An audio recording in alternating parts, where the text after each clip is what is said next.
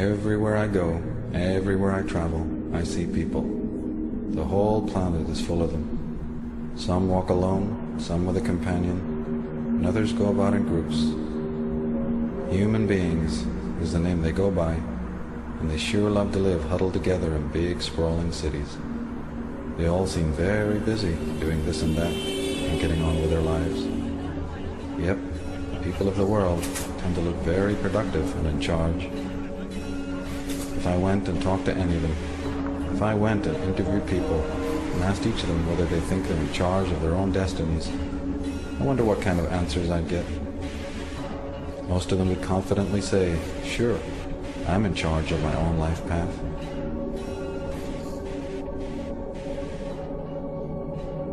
And what about me? Am I really in charge of my own destiny? Do I know where I've come from, why I'm here, and where I'm going? After all, some people would say that just by using this credit card, I'm a virtual serf to powerful men who profit from my existence. Some have said we're all veritable slaves in an invisible penitentiary. If that's the case, then none of us are in charge of our lives. We only think we are, and that's kind of frightening. Maybe that invisible prison does exist. Maybe I can't see it because I've been trained not to be able to see it. Can that situation never change? After all, I sure don't like to think of myself as being on someone else's chain. I think it's time to investigate these matters. When in doubt, find out. That's the key. There are those who've looked into these matters long before my time. What did they have to say? That's what I'd like to know.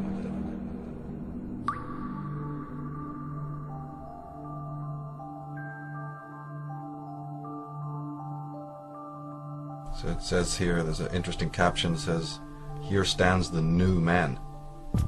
His conception of reality is a dance of electronic images fired into his forebrain, a gossamer construction of his masters designed so that he will not under any circumstances perceive the actual or the real.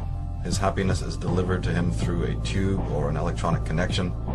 His God lurks behind an electronic curtain. And when the curtain is pulled away, we find the CIA sorcerer and the media manipulator." Jim Keith, Mind Control, Mass Control, just one of the fine books on, the manipulation of consciousness that he did before he sadly basically was killed.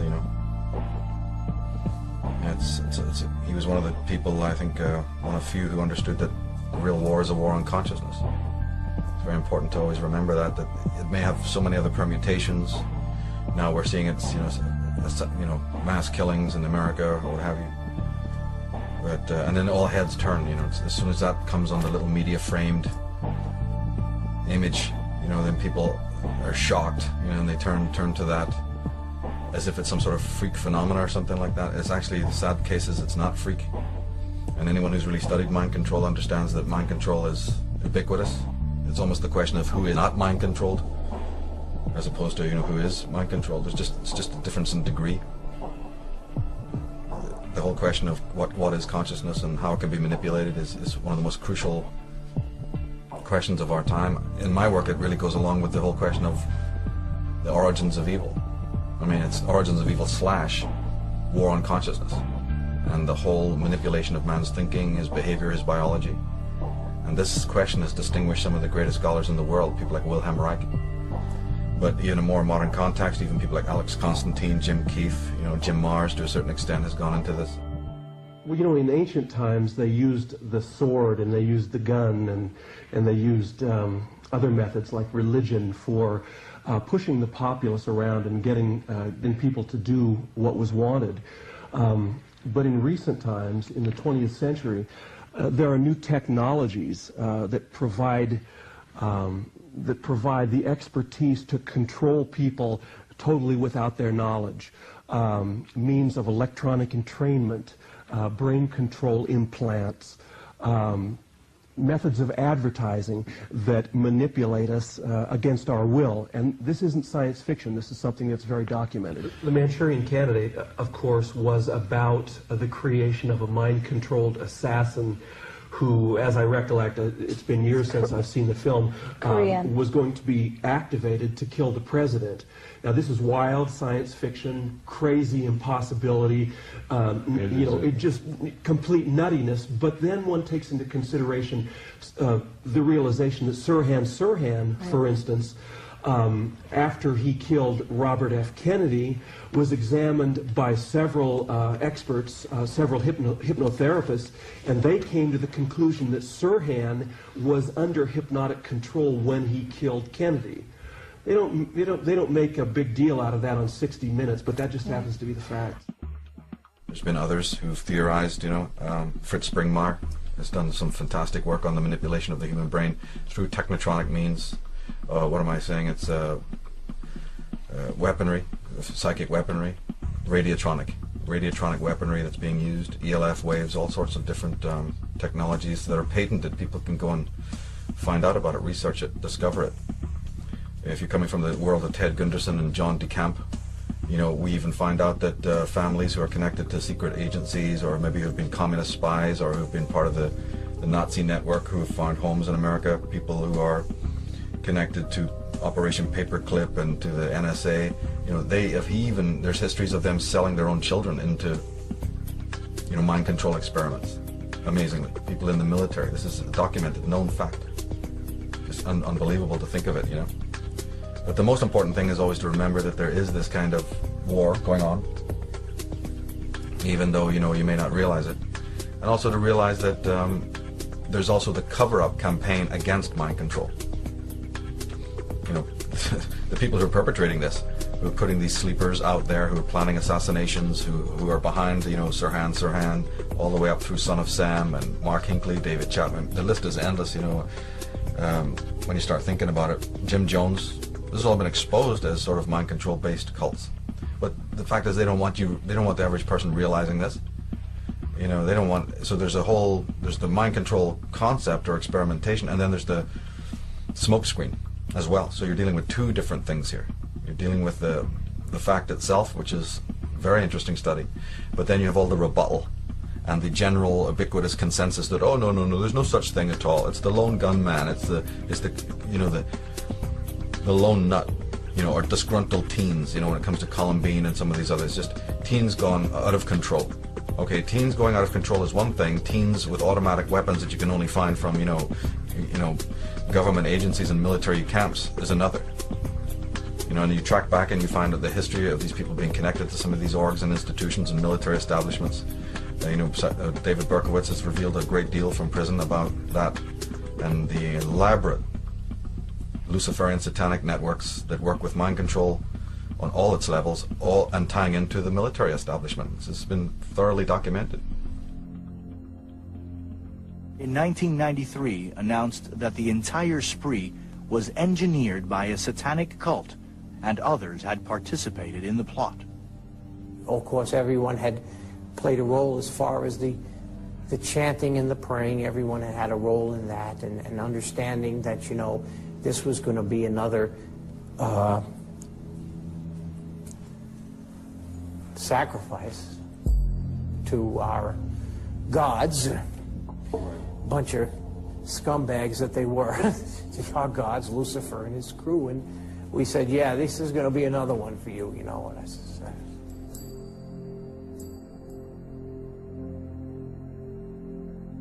I certainly recommend Maury Terry's Ultimate Evil, in which Berkowitz reveals the whole level of operations, government black ops, and mind control behind the Son of Sam, behind the Son of Sam killings.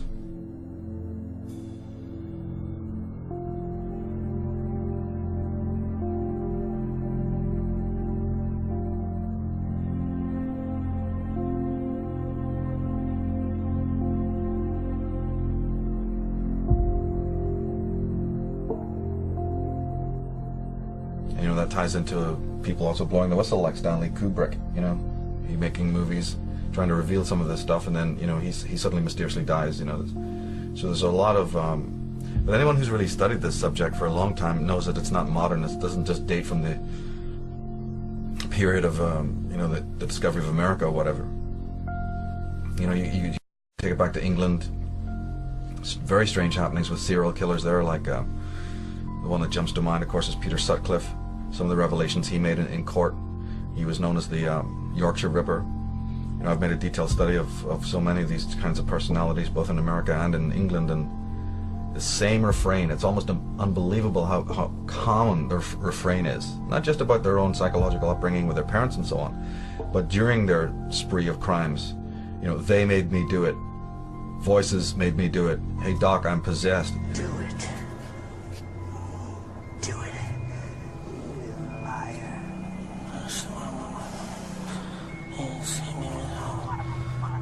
He's mine! You gotta out on the side, just go. Get in the next taxi and just go. Go, go, go, go! Don't do it. You liar. That's not what we're here for. That's not what we're here for. He signed the record and he was nice. Put the date up and everything. He was kind. But I want to kill him. He's mine. I want him. Help me, devil. Please give me the power. No more. Next to I want to. No! God, no. God, no. No, no, no, no, no. Nobody! You're nothing! He wasn't phony. Just get in a taxi. You coward, you phony! Get in a taxi and go home. You got your autograph. Go home, Frame it, put it on the wall, put it on the wall! don't listen to them. Don't listen to them. There's no place like home. Go home, go home.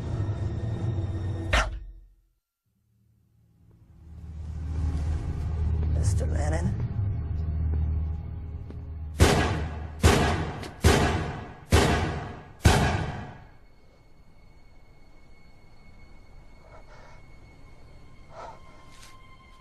They've had this whole run-in with doctors. The Hungerford killing, for instance. The name of the perpetrator escapes me right now, but it's the famous Hungerford case. Is blatant mind control. And the guy having serious problems, committing his crime maybe within half an hour of having a phone call from his specialist. A bizarre phone call was recorded in which the guy lifts the phone, it's perfectly normal, lifts the phone, puts it down, goes upstairs, gets on his hunting attire, his military fatigues, arms himself to the teeth with all of this, you know, hunting attire, and then goes down, you know, into Hungerford and basically slaughters a lot of people. And then, okay, the normal ubiquitous, he kills himself out of remorse bit at the end. No, he killed himself at the end after the head detective arrives and through a loudspeaker or through some sort of a bullhorn coaxes him out. Johnny, come out, give yourself up, you're surrounded. And then you hear a shot. So how do we know that that particular speech from that detective or that chief of police is not loaded with what they call trigger terms? You know, we know it exists in backward masking. We know that codes have been used in the military. Well, you know, language is a communication device. How do we not know that in that speech, coded, embedded within that particular speech, when they're saying, "Hey, Johnny, come out, give yourself up, you're surrounded," how do we not know that within that is not some trigger word, and then bang, pop, you hear, oh, and then the media will never know. It's another mystery. Nobody will ever come to the, you know, and then the media unleash their story for you. They have their little story and the weeping parents, and we had no idea that our son was such a lunatic. No, the whole world now knows that he's a mass murdering psychopath, but you didn't know. So, you know, we got whole questions there that need to be looked at and investigated. Who are the parents of these people? You know, what is all this symbolism about? Are these just, you know, disgruntled people? There's a lot of disgruntled people in the world. There's a lot of frustrated, jaded teens, but a lot of them don't, you know, get into Trans Ams and drive them through, you know, McDonald's windows. A lot of them don't go and buy automatic weapons and murder innocent people. So people need to wake up and realize this thing is so much deeper. And then the history of it. The history of it goes back through the Assassins, which was the Islamic, during the Crusades. The Crusaders, the Western Crusaders were absolutely stunned, you see, about how it could be that these Saracens and these Islamic warriors were so unbelievably ruthless and just so dedicated, almost had no fear of death. Of course, then they subsequently find out, after they've been in the Middle East a while, that this is a hashish-based cult. These guys are on the bong before they even get on their horses, and other you know, drugs, other kinds of mind-altering drugs, disseminated to them by their occult leaders, people of Islamic versions of Freemasonry. And it's a very elaborate story. In fact, you can pick up this story in, I think it was the book Conspiranoia. But I'm sure that Jim Keith and others have covered this. It's a pretty elaborate story of exactly how the indoctrination process of the Islamic warriors in those days. Basically, it boils down to the fact that they condition you to believe you are an angel, you are serving Allah, and those guys are all the devils, you see, and you killing them is doing great work for Allah and the Prophet. Well, if you're mind controlled into that, you're going to be raging into war and killing and having no problem being very brave and all of that, because you're conditioned to believe that there's no such thing as death, and even after you die, you're going to be surrounded by wonderful, you know, damsels and angelic forms and all of this. So the Templars, later especially the Crusaders, after they had married in with some of these Oriental families and had got picked up a lot of this occult knowledge, started to work it out that, wait a minute, you know, if we could have an army, if we could have agents, if we could have captains and people in our military establishment that had this kind of dedication, you know, we could conquer the world. You see, because remember, England, Britain, you know, is a very small place. Holland, some of the old centers of government are not particularly big. They don't have large populations. They don't have large armies. They can't compete against the great continents of the world. You know, Alexander the Great found that out. So, but wait a minute, if you have one man who's got the power of 10 men because he's been indoctrinated, not only is this chump going to do what you tell him to do, he's also going to be a perfect fighting machine. But it means the removal, does it not, of his normal circuitry of morality. Well, nothing could be easier. Morality, as the philosophers and psychologists have told you, is about paper thin anyway. You only have to say a few choice words to somebody and they've lost their head. So nothing could be simpler. And when as these chaps found out, these experimenters, that now we understand is the Tavistock Institute of Human Relations, now we understand is the, you know, these Frankfurt School and all of these people of the 20th century. But this thing goes way back through the assassins, through the whole drug cult, of the cult of Dionysus, where the mind-altering, you know, again, harkens back to something I've said repeatedly in my work, is that all those things, all those modalities, all those wonderful spiritual occult practices that have the ability to take your soul up, that have the ability to enlighten you, to inspire you, to sharpen your reason, your critical ability, all those things, every one of them has the equal power in the wrong hands to do the opposite, to take you down. It's the difference between sorcery and magic. Sorcery and magic. Never end talking about this. It's a very, very important concept. And all that you see out there in the world today, especially in the media, and most of even the tinkering around with occult subjects, is a form of sorcery. And I'm not the first to have said that. And that's why there's so much insanity down the line, so much misinterpretation. Because toxic individuals in control of, you know, occult information, it's wrong. It's going to go askew very easily. Because we have a vast misunderstanding of what all this means. But without even getting into all of that, you know, the Bible, is the Bible sorcery or is the Bible magic? Is it a bit of both? You know, so it goes back through the assassins, it goes back through these, and not only them, there's been many cults in the Orient. The Thuggee is another one to be studying, where we get the word thug.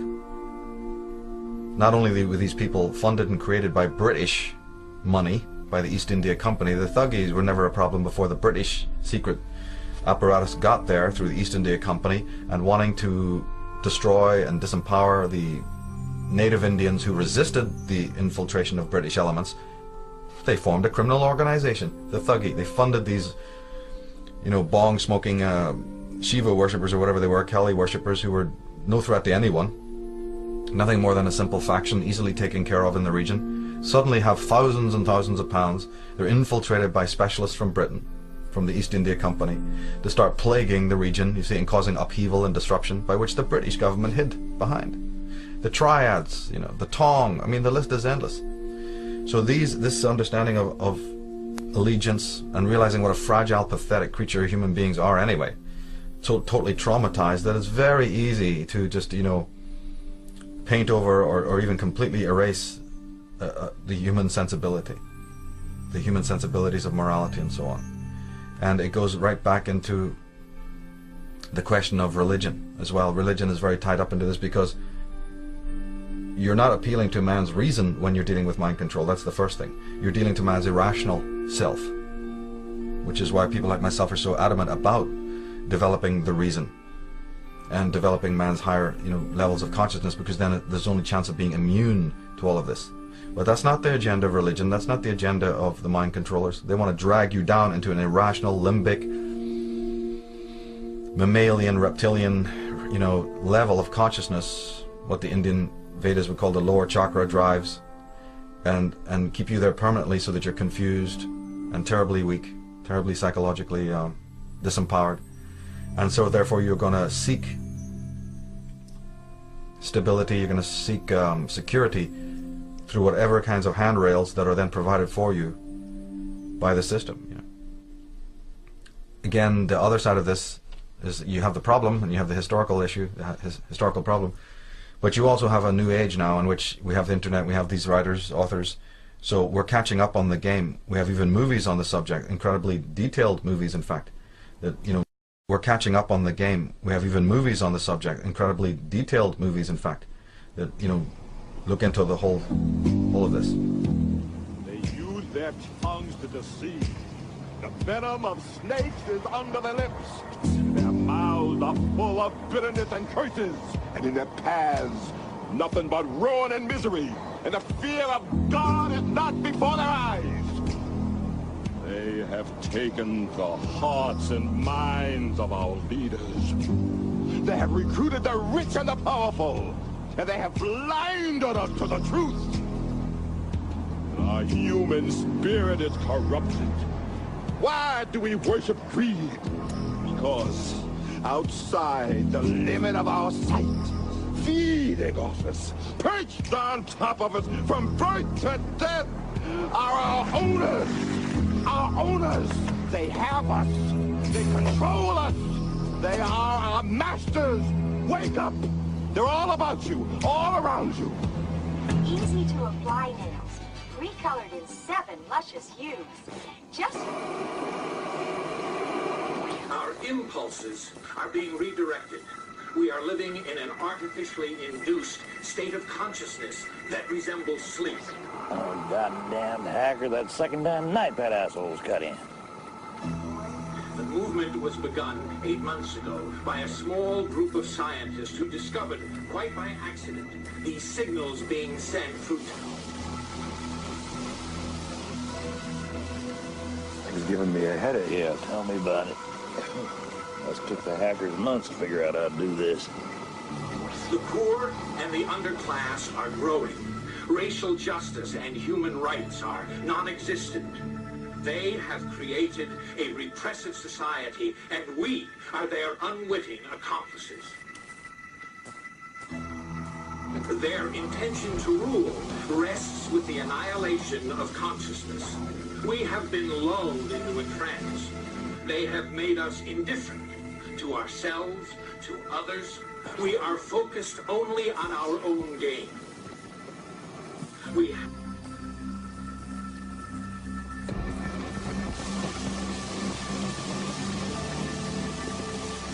Please understand, they are safe as long as they are not discovered. That is their primary method of survival. Keep us asleep, keep us selfish, keep us sedated.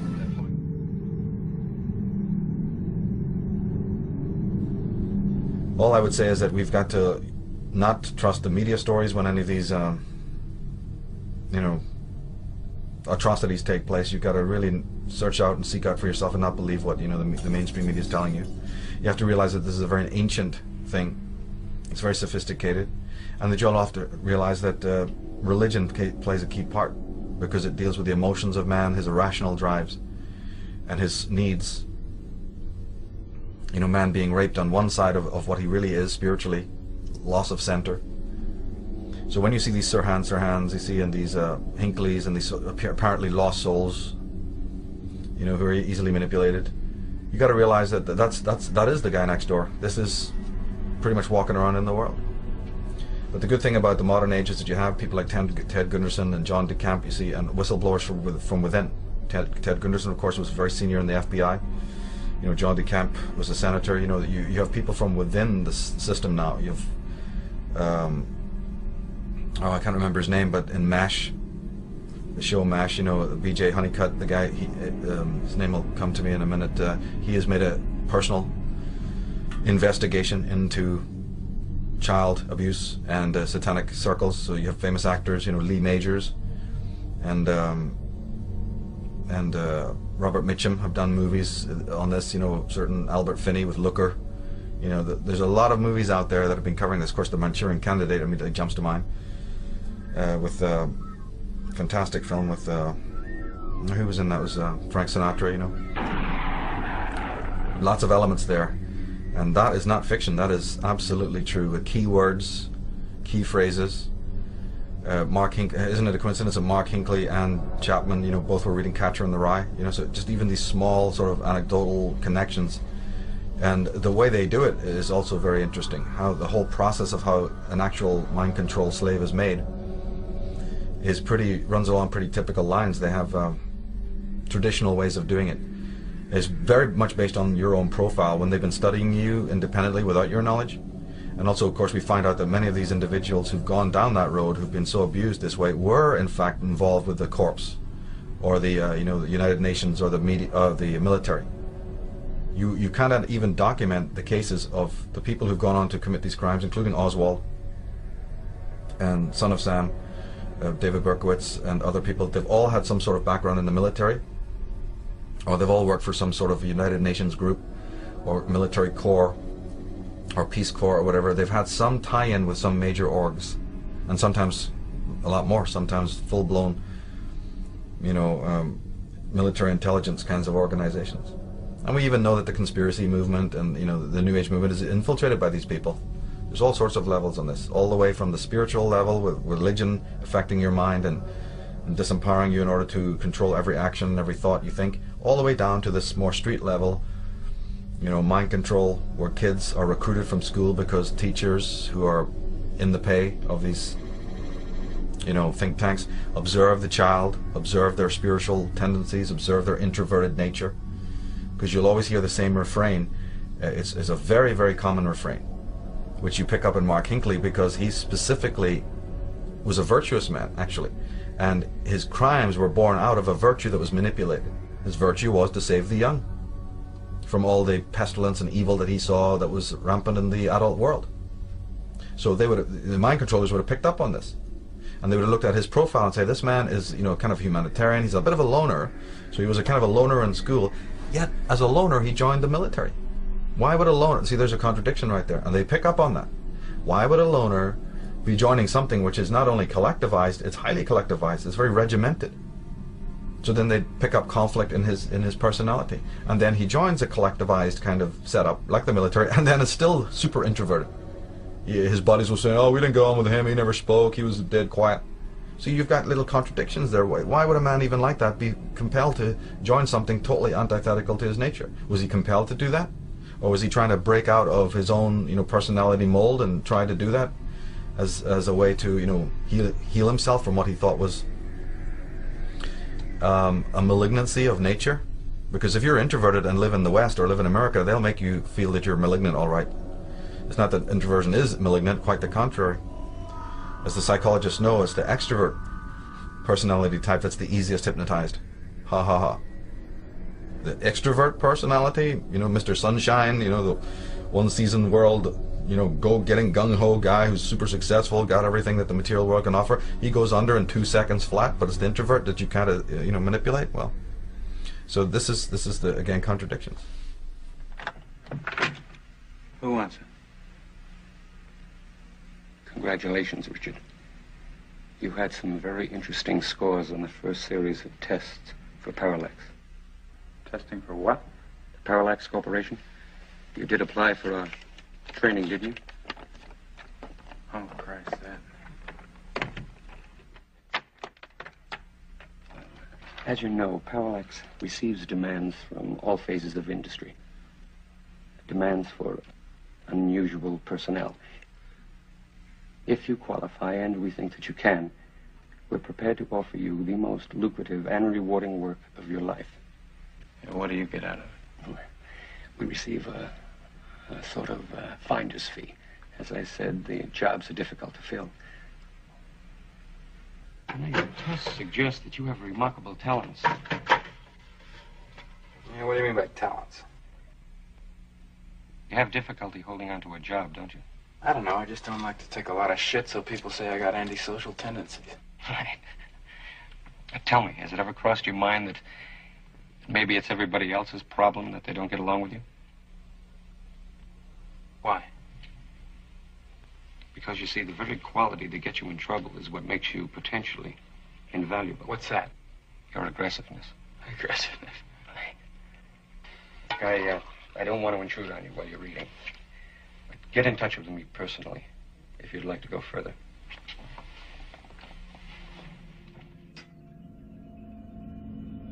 But man is herded like an animal because that's another easy way to control his actions. And it just makes it a whole lot more difficult for the spiritual individual to stand alone, you know, the whole concept of the outsider. And can the outsider even take that type of ostracization and feeling of alienation? Or can he learn to live with it as a necessary evil? And try to find a center in some way?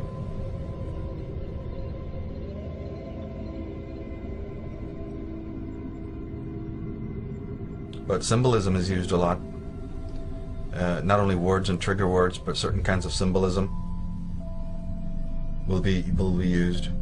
And I believe that these people, even when they approach priests, you know, maybe if they have some mental problems, what's your options? You know, nobody's going to understand you and your family are around you, so you're bound to have to go to a priest or some sort of psychologist, psychiatrist. And in my mind, you know, that's really could be potentially very dangerous. Because I've got questions about who these people work for, you know, and what kind of allegiances they have, and how many strange deaths have taken place while you're in the custody of these men in white. Exactly who you are and whether you fit one of their mind control, you know, skim at it or not. And you know, by the time you find out, it's too late. But these individuals often who are exceptionally gifted can also be used, sometimes consciously, sometimes unconsciously. And they are put before you, they're stereotypes, but they represent powerful archetypes. One of them being the Sun King, the Solar King, like Elvis Presley. And in fact, it's absolutely uncanny in the last concerts that Elvis did, where he almost verbally is talking in terms of solar symbolism. If you can decode what he was saying on stage at some of the last concerts that he did, it's absolutely remarkable how much solar symbolism he's using, unbeknownst to himself, which is again how the archetype works through the stereotype. And one of the key things is that when the Solar King is about to die or end his cycle, some of the mythologies, not all of them, but some traditions claim that the sun must die in water, in some kind of plunge bath or in some kind of lake. And if you open some very early, you know, pictures of alchemy that are woodcuts, you can find these online, you will literally see that. You will see the king in his old age immersed in water. And where have we seen that before? You know, Jim Morrison perhaps, Brian Jones. You know, there's a whole, even the concept of dying on your own vomit or dying in alcohol, you see, in your lungs, is a water-based ritual type of thing going on here. So in the case of so many of these people, we need to look into some of the ritual elements of what was going on. Of course, the Mafia had their hooks into the music business going back to the jukebox wars. And then in World War II, the OSS started up a program called Operation Underworld, which entailed the actual recruitment of key Mafia figures to operate in Italy and the United States, right?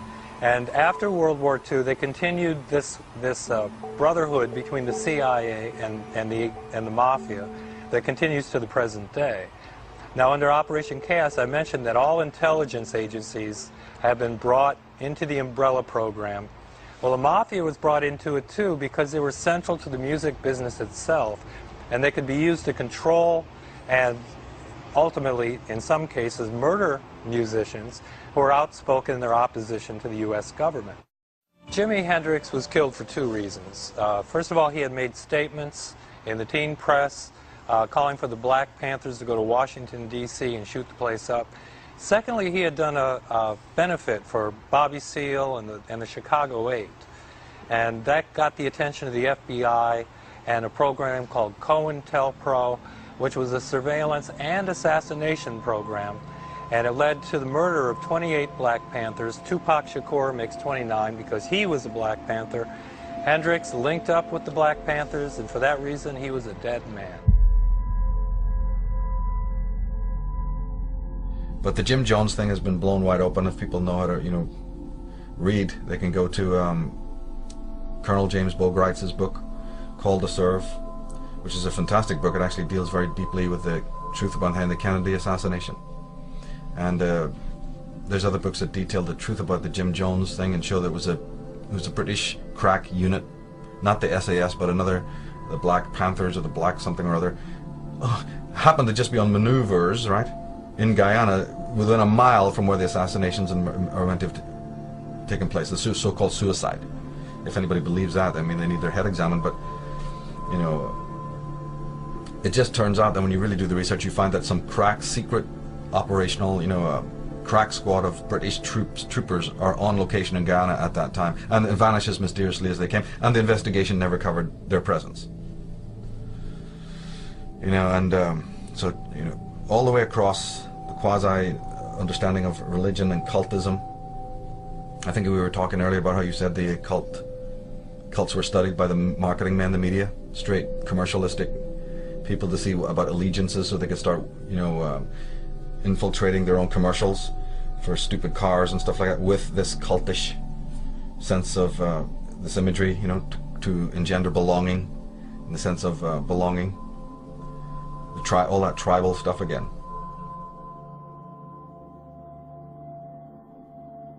When I was a brand manager at Procter & Gamble, my job was basically to make sure the product was good, develop new advertising copy, design the pack. Now a brand manager has an entirely different kind of responsibility. In fact, they have more responsibility.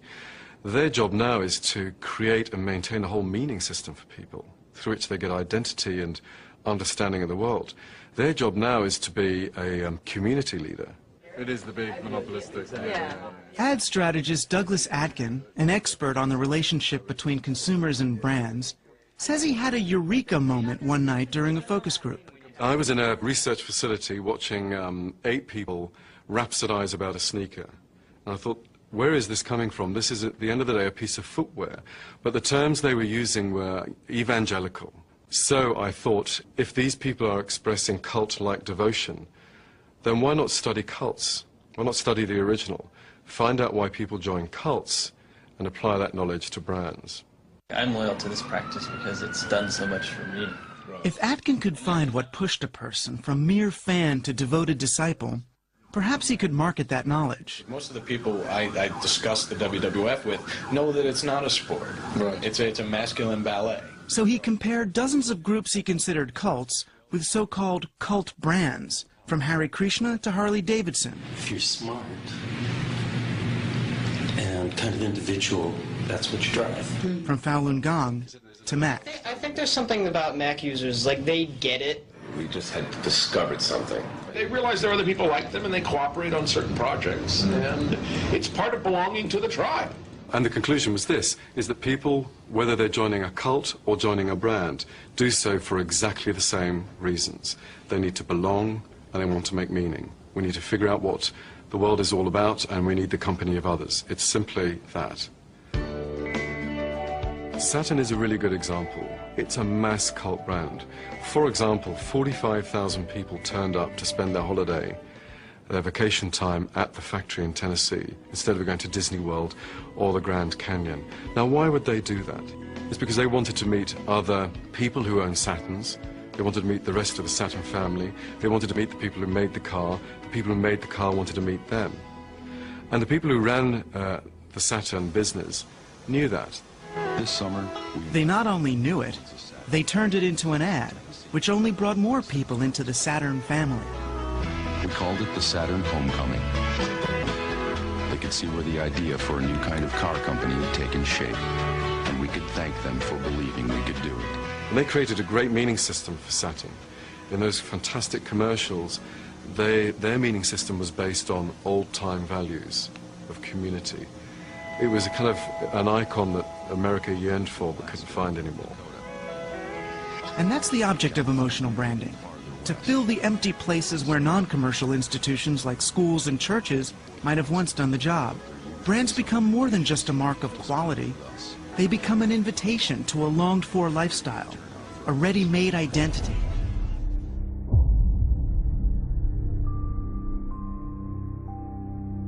So as long as man has not got a center, as long as he's, divorced from his own center, not aware about how his consciousness has been manipulated, he will remain open to this kind of manipulation. Fantastic comment on this in Lord of the Rings. They didn't bring it out in the movie, except in one very short line, which is hard to miss, but in the book they emphasize it very, very prominently, that when they approaching the wizard Saruman, who's a character in the story who's basically was a good man turned evil, that the other wizards in the know, or the other elders in the know, continually warn anyone who should approach Saruman to beware his voice. The white wizard approaches. To beware his use of language, because that alone will hypnotize you, and no matter how strong you are, you'll be pulled into his web. Do not let him speak. He will put a spell on us.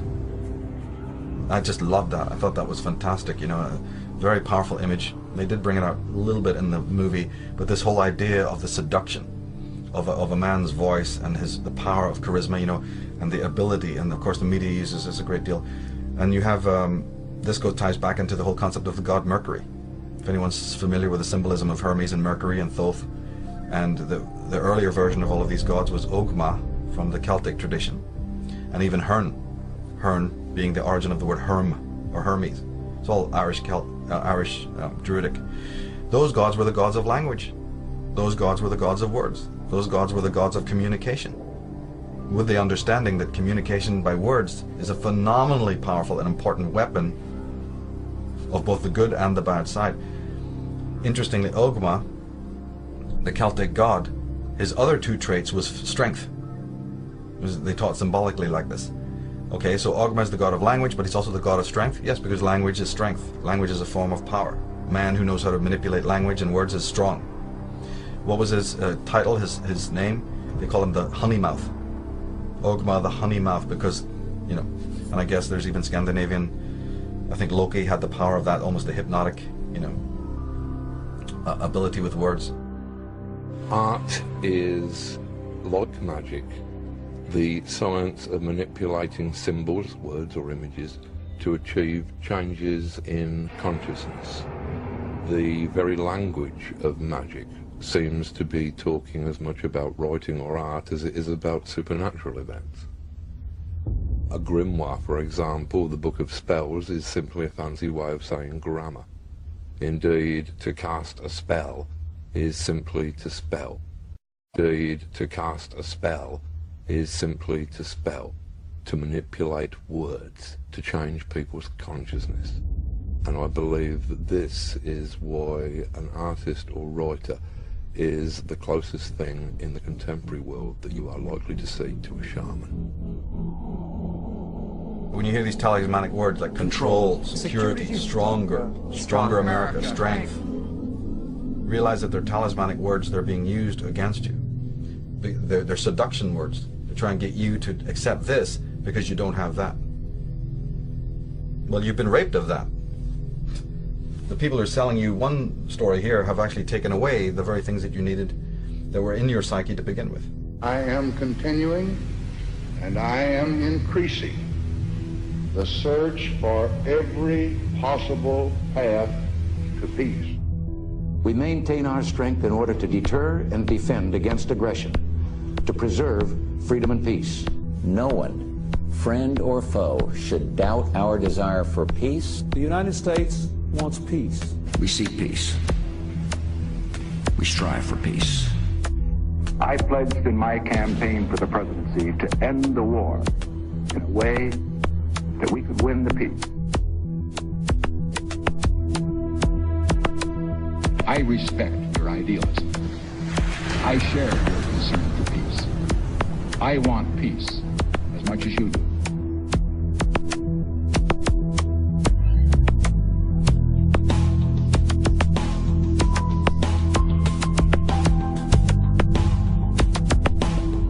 We cannot wait for the final proof, the smoking gun that could come in the form of a mushroom cloud.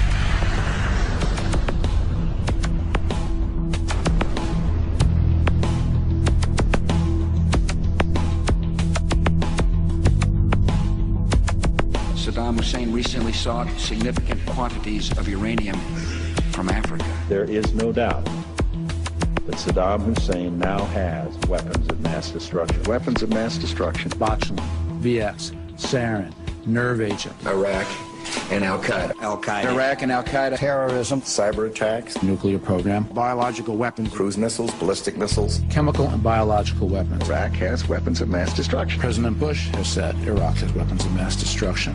Tony Blair has said Iraq has weapons of mass destruction. Donald Rumsfeld has said Iraq has weapons of mass destruction. Richard Butler has said they do. The United Nations has said they do. The experts have said they do. Iraq says they don't. You can choose who you want to believe. The sources that have deceived us so constantly don't deserve our trust. And to the extent that we give them our trust, we set ourselves up to be scammed again and again. There are reports that there is no evidence of a direct link between Baghdad and some of these terrorist organizations. There are known knowns. There are things we know we know. We also know there are known unknowns. That is to say, we know there are some things we do not know. But there are also unknown unknowns. The ones we don't know, we don't know. I will build new partnerships to defeat the threats of the 21st century. Terrorism and nuclear proliferation, poverty and genocide, climate change and disease. And I will restore our moral standing so that America is once again that last best hope for all who are called to the cause of freedom, who long for lives of peace, and who yearn for a better future.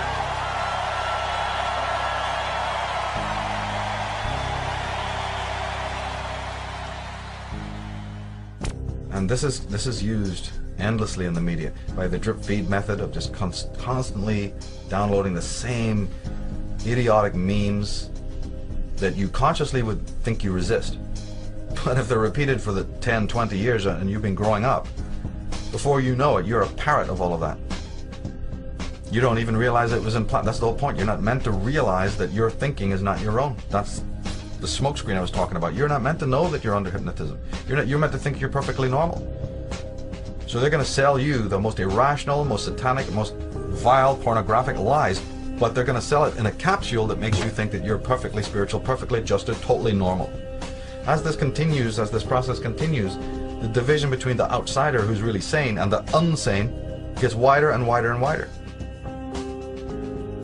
What are people complaining about? That they can't believe the world they're walking around in. Sane people are going, I can't handle it, I can't work, it's terrible, the people are idiots. Yeah, but that didn't happen last year, that didn't happen 2 months from, that didn't happen, 2 months ago. You're seeing the symptom, not the cause, you're seeing the symptom of an immensely long, phenomenally detailed and interesting and complex. What was Soviet Russia? You can sum up the whole gig. Experiment. Social experimentation. Then you can split hairs as to whether it was a Darwinian experimentation or an Orwellian blah blah blah. It's an experiment in how to control human beings who very easily were controlled. Oh my goodness, 33 people are shot dead. Everybody is just tripping over themselves with awe and amazement and anger and frustration. Let me see, what else is going on in the world right now? What else has been going on since 2001? Let me see, what's happening in Iraq or Iran right now? Can we ask a question about that? What was going on during the previous George Bush? Was there a thing called Desert Storm in which millions of people were killed, children were wiped out, incinerated? In Panama, were people not burned to death with lasers and incinerated in their own cars, completely innocent people? Then we have Grenada before that. Grenada. There you have, where do we stop? How many wars do we need? But your children die. Of course it's horrible. But can we have some context here? Can we have some sanity here? That just because your little pathetic, mediocre lifestyle has not been shaken up by something you don't understand, that's the only violence you think it exists in this world? Somebody has to be wielding, a 38 on your own street, in your own backyard, before you realize that there's such a thing as violence in the world?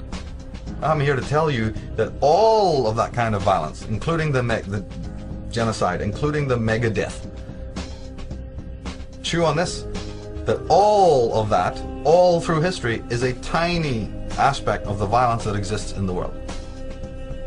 That's the stuff you can see with your 5 senses.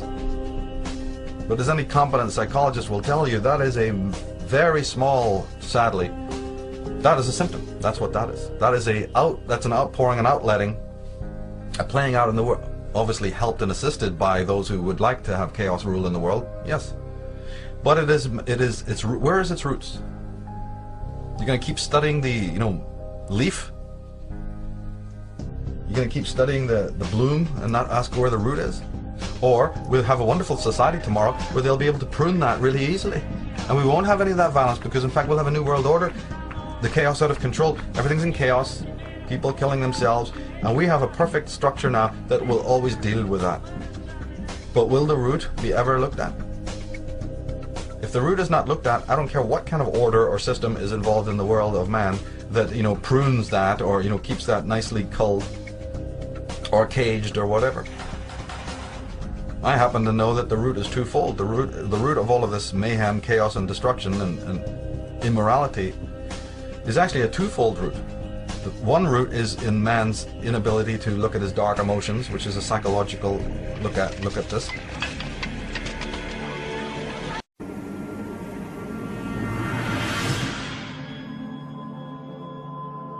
And the other root is in the fact that there is an agency working in the world to engender that.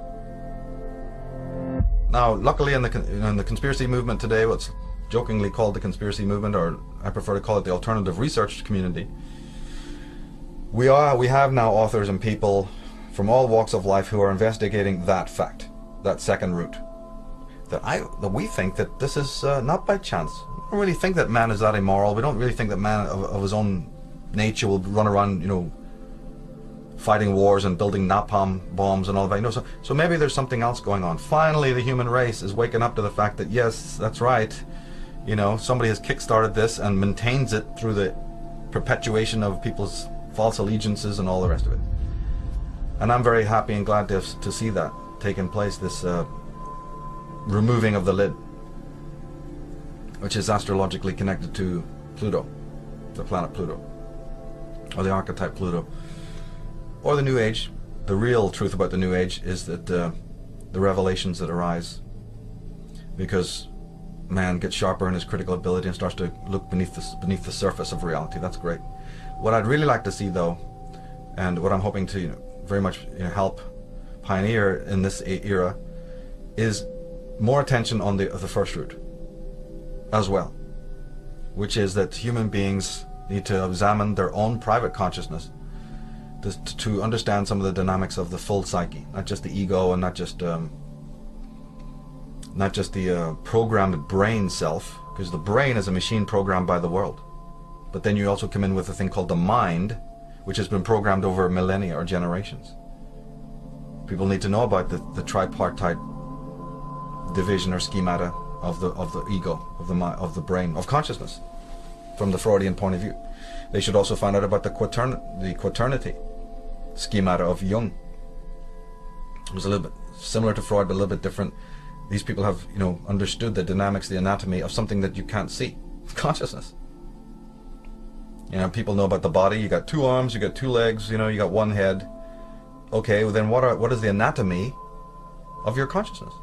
Anybody ever thought about that? Well, yes, somebody did. It's called Sigmund Freud. People need to pick up his books, get on the web and find out what is the anatomy of your consciousness. What is thinking? How do you think? What is thinking? How does that happen? What is thought? Who's thinking about thought? Because if you don't ask these questions, you're not going to have too much of an understanding of what might be spirit or all of that. You're looking for the spiritual, but if you don't know what you are, how can you ever find out the other? So the real journey now begins. All of these traumas and tragedies are in a way a catalyst. Sad but true that man has to learn through tragedy, but then, hey, wait a minute, even the Greeks knew that as far back as you go, if man is left without tragedy, he'll just sit on his ass and do nothing all day long. He will sun himself and he will take care of his narcissistic, personal, sensationalistic needs, and nothing of any other thing will cross his mind ever. So unfortunately, the universe, nature, whatever you want to call it, fate, has to sort of deliver man what we would call tragedy, and therefore it wakes him up as a catalyst to him looking at deeper things. This is very, very necessary. And one of those areas now is that he needs to really continue the investigation of his own thinking, his own consciousness. and realize that, that the secrets, that's where the secrets lie. One thing is sure, a great change of our psychological attitude is imminent. That is certain. Why? Because we need more. We need more psychology. We need more understanding of human nature, because the only real danger that exists is man himself. He is the great danger, and we are pitifully unaware of it. We know nothing of man, far too little. His psyche should be studied, because we are the origin of all coming evil.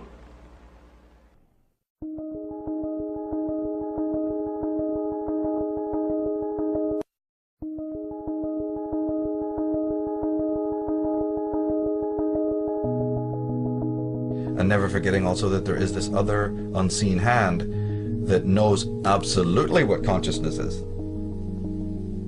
who are experts in that fact. You're walking around couldn't care less. You're waiting for the next movie to come out, and the next fashion and all that, what Hollywood's going to do next. But there's people there who have a thorough understanding of human consciousness, human psyche, human libido, and they're working on it 24/7 to feather their own nests and also to keep man in servitude, man whom they think is their creation. They think of man as just being one of their own, you know, like somebody treats a pet. If you actually watch how people mostly treat their pets, you know, when you really watch it, you'll find that the pet is a slave. Well, we have people ruling this society who think of human beings as pets and slaves. Yeah, they provide you with some food and they take you for a walk now and again, you know, but they basically you are a pet, and you'll be told where to sit and where to go and what to do. That should be obvious to people by now. But these individuals don't really have any fear of us. Well, they do have fear of us to the extent that they know if we were awakened what we could do. I'm deeply troubled that a very vague, emotionally stated, semi-theologically defined diagnosis of the central global menace is obscuring our national ability to comprehend the historically unprecedented challenge which is being posed in our time by a massive global political awakening, and thus is obstructing our ability to deal effectively with the global political turmoil that this awakening is generating. So their motive of why they would want to dumb down people is also highly practical. Remember, these people are very, very practical. They may be evil, but they're also very practical. They know that you don't want a mass of intelligent, free-thinking, self-aware, proactive, deeply concerned, spiritually empowered people. That's the worst threat that they can imagine. So it's very practical for them to keep people, you know, what do they call it? One leash for one neck. Everybody in a complete sense of consent, with the illusion that they're independent. It doesn't work without that.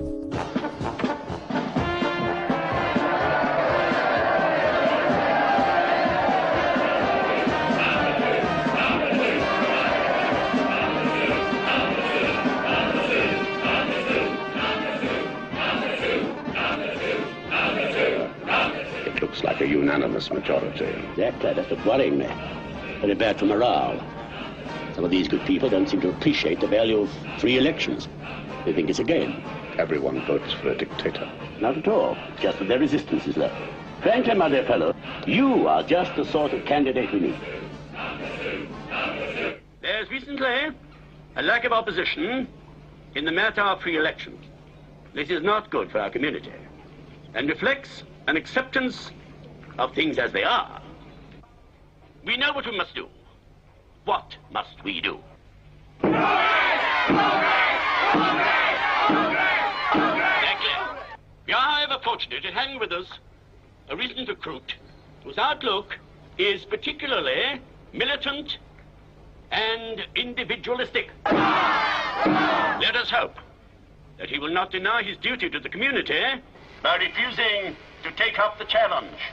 Good people, it is my pleasure to present to you the one and only Number 6. I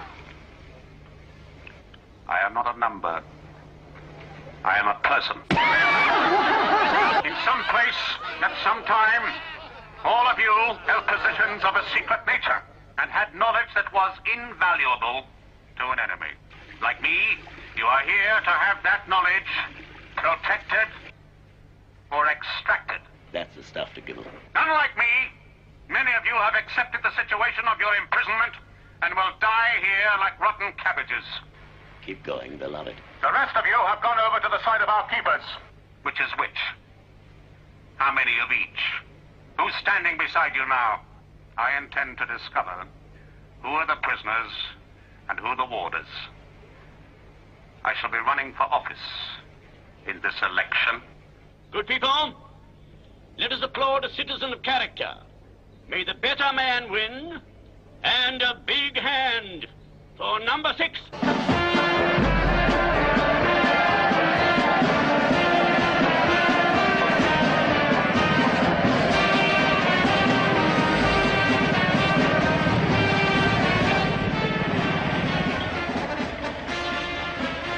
Seeing you.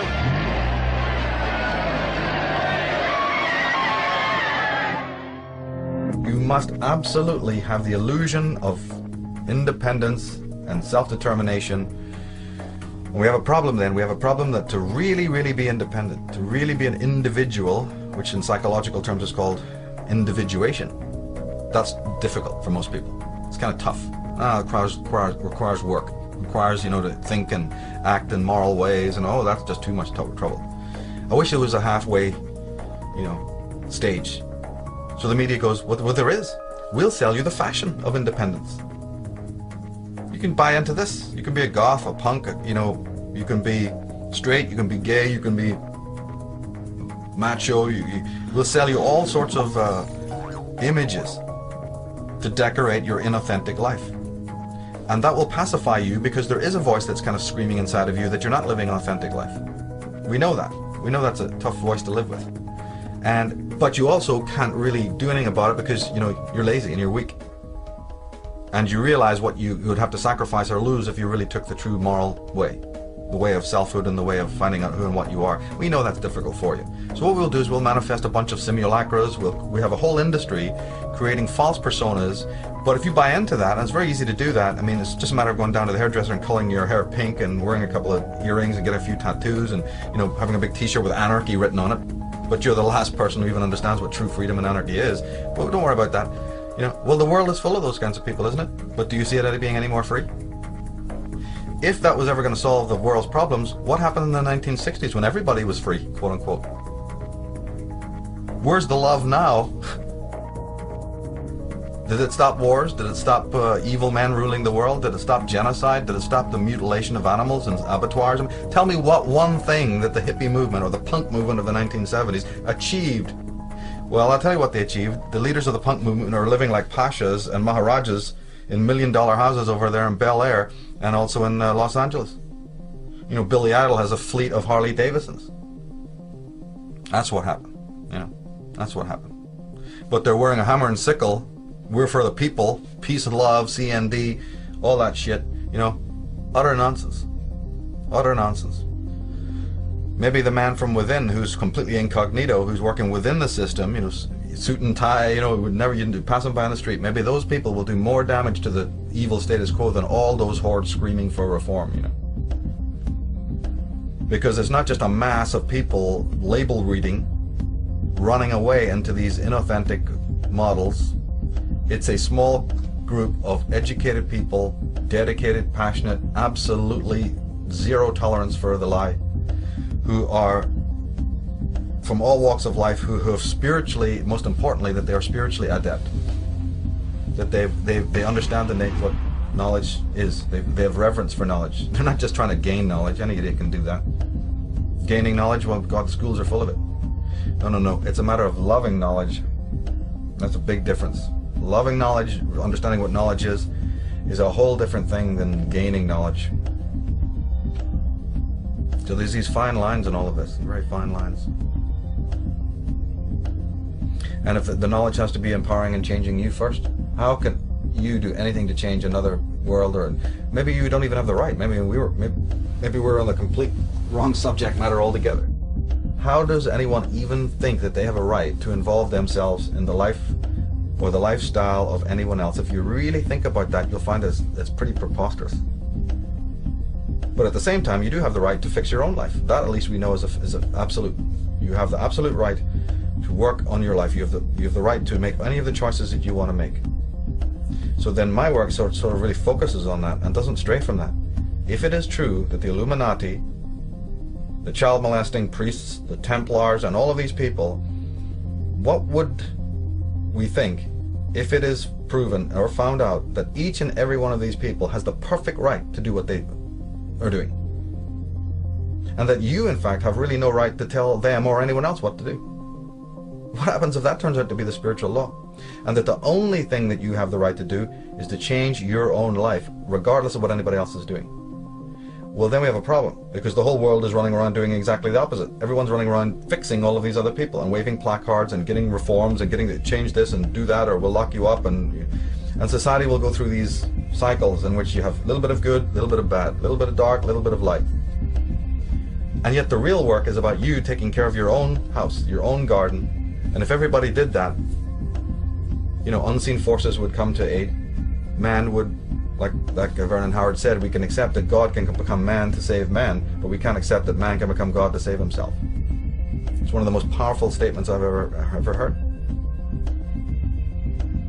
And so what is that dependency in human beings that makes them refute that? We know that everyone listening to the sound of is going to refute that. No, it's Jesus who's meant to do it. Muhammad, Allah, what are you talking? Oh, that's all that humanist stuff. Man being his own God. Oh, satanic evil. So we already know that, that's not a common held theory. But wait a minute. What then is the motive that makes people refute that statement?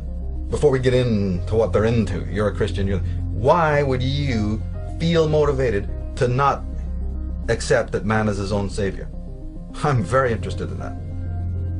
I'm very interested in as to why you, not the cult, not the clan, not your guru, why you would, have a problem with that. What's in your psychology that has made you, in the 20 years of your life, or the 25 years of life, or the 40 years of your life, not have enough brain cells to realize, my God, that's the bottom line.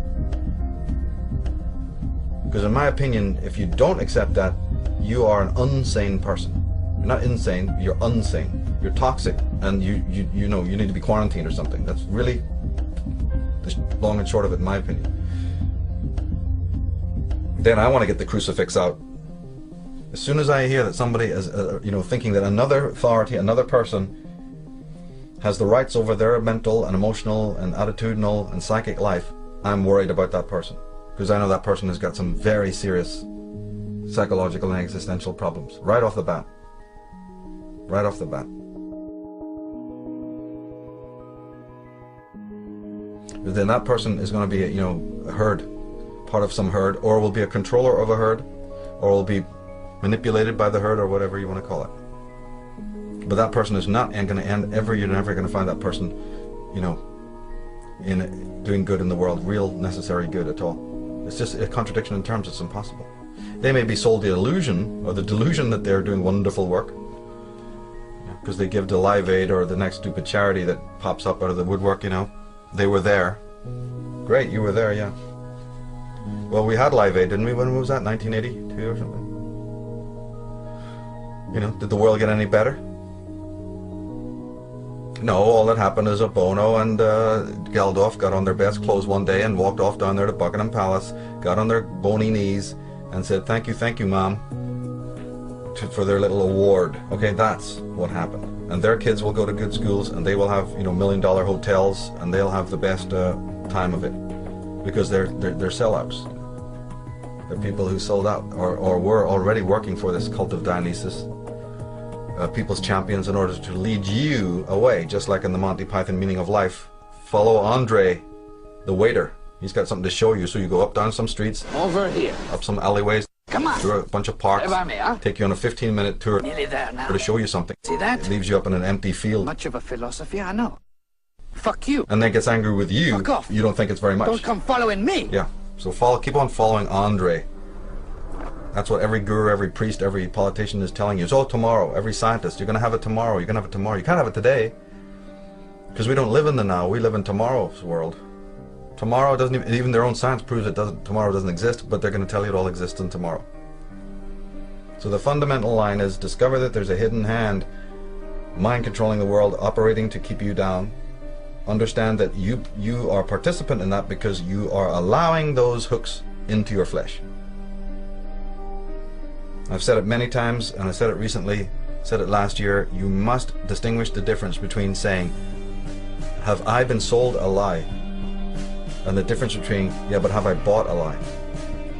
Because there's all the difference in the world attitudinally between those two statements. You are being sold a lie. But that's the perfect right of that salesman to sell you a lie. The universal force doesn't care about that. Universal force's judgment, field is not really operating on that frequency at all. The judgment field, the whole spiritual ball of wax begins based on whether or not you bought that lie. That's the clause, that's the nuance, that's the difference. It's a no different a rule than anything that applies when you're shopping downtown. I can't even think of how it would be different. This person prefers Gucci over, Versace. This person likes Levi's over Wrangler. They have the right to sell you whatever they feel like. They have the right to even believe what they feel like. Somebody likes cappuccino, somebody else likes latte, mocha, right? Choice must be there. The decision is yours. But where the real moral component comes in is what you bought and what you put your energy into and what you gave in exchange for what you bought. And if man is not in inner harmony or tuned correctly, he's going to create chaotic noise. If a guitar isn't tuned properly, don't expect it to play well. It's going to be in discord and it will create chaotic sounds. So the bottom line comes in, but how are you tuned? How are you tuning your inner instrument, your consciousness? As I said, the alternative to that is to not tune it, but then hang out with a whole symphony of likewise untuned people, so you can all believe you're cool. In fact, you can say, no, this is a radical new form of avant-garde music we're playing here. It's real hip, it's real cool. All this chaos. In fact, this chaos is really true. This chaos is the ultimate form of music. But that's just you mind controlling yourself into believing that your chaos is order. And unfortunately, there are very toxic people in the world who don't like order. They want chaos because they feel good in that chaos, and you're providing it for them.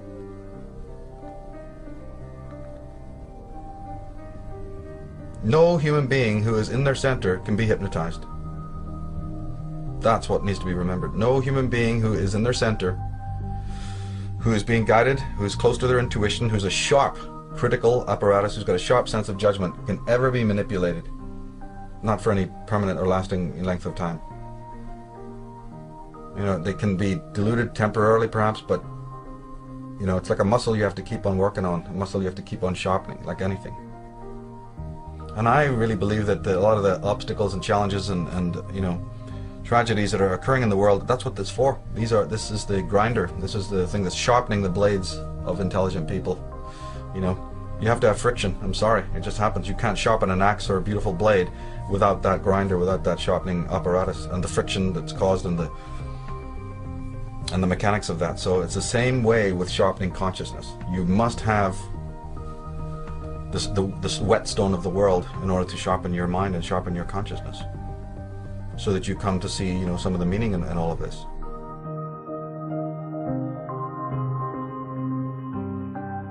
And it's ultimately a discovery of your own self. It's not about a discovery of society or other people. All of it is a discovery of who and what you are, ultimately.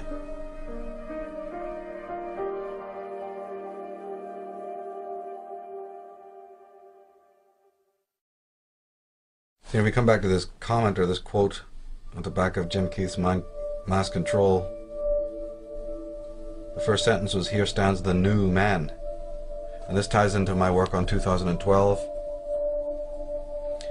And looking at just one other theory that might explain, because the generally held consensus is, that 2012 will signal the end of the world. Obviously, that's not going to happen, but it's not the end of the world. It's the end of man's world. It's the end of one cycle of experience. This is what I keep emphasizing. It's that it's lunatic to think you can ever negatively affect nature, or time, or even the planet Earth to that extent. But what you can change is your own lifestyle, the lifestyle you've grown accustomed to politically, economically, religiously, psychologically. See, from an astrological point of view, and if you tie in astrology with psychology, you get this concept about the death of the ego, that the ego of man's inner light, his inner sun, is finite. It has a finite life cycle, as a matter of fact. This is very much brought out in the Vedas, but it's also brought out in astrology, with the 12 houses of the zodiac representing the 12 cycles, the 12 seasons of consciousness.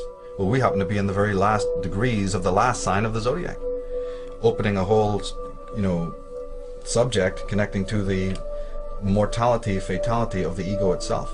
And that could this cycle be either the beginning or the ending cycle of this one phase of ego life. Doesn't mean that another type of ego life won't manifest tomorrow. All the gods are born out of the waters again, return to chaos, or then arises a newborn type of consciousness. But the fact of the matter is that predictions of tomorrow don't interest me. What interests me is what's happening now. What is the climate that's happening now? But even leaving that aside, whether or not the ego is going to die, or whether or not there is this life cycle in consciousness, which I personally do believe, the whole new man concept, or also what some scholars have called the post-human world, maybe that's it. Maybe that's what also we need to be paying attention to, that are we hurtling towards a time of apocalypse because the controllers or the people who think of us as their creations are actually going to move in themselves to another phase of life, another cycle of life. One that involves, the organic computer, or a more mechanical type of mind. The mind is quite capable of operating mechanically. The brain, as I said, after all, is programmed by the outside world. It's nothing more than a glorified computer. But so could the end of history, or the end of man's history, around about 2012 be this? The opening or the initiation? Disney World, fake Hollywood creation of their sensational life. The one-sided, the one-seasoned world person, who's quite happy with that, all the things that the society provides, and who's lost themselves in society, and their job, and their career, and their sport, and all of that. Not that these things are individually wrong, but it's about how people have got immersed in all of this. So that person who's now completely one-dimensional, who's troubled by anything that, disturbs their little view of reality, this little homogenous world of franchised, corporatized, televised, media-sized, pre-digested rubbish that is being put out there, created ad infinitum. What happens, because the emotions don't go away. This is what Freud and all so beautifully proved. You can repress them, because this is a faculty of consciousness. It was actually a needed faculty, but we overdo it. You can repress your emotions, you can pretend they don't exist, you can forget, and then forget that you forgot, which is what repression is. However, the psychologists have always reminded you that that only works up to a point. The unconscious is not a endless dumpster in which you can perpetually dump all your psychic content, because life will bring up more challenges that again bring out those repressions. I believe that a lot of the chaos you're seeing now, and the wars, and the state of America is in specifically, is a result of psychic repression. But I've explained that elsewhere. What I'm looking at right now is, could it be that man becomes so threatened, so destabilized by his own emotions, such an incredibly disassociated person, that first they run to drugs, as the culture is doing now. People run to medication, people run to sugar, to gossip, to the match, the game, whatever, all the different ways that people run to escape looking at themselves. I don't see any difference in that. And if you predict that in the future, if you sort of look with prescience and think, well, man isn't changing that status quo. He's not getting any wiser. He's certainly not turning to alleviate the problem in a good way. Well, my God, then, that's pretty frightening. Is that what it means by the end of the world, the end of history? That all the idioms that have been built by our wise forefathers, we sell it up the river? When I look around at human beings, I can definitely see that coming.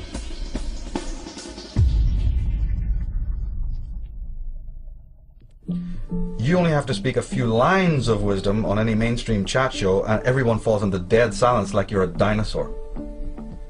You can be on the Bill Maher show, you can be on Oprah Winfrey, and you just happen to drop one line of anything that sounds like it means something, and everyone freezes like they've been tasered.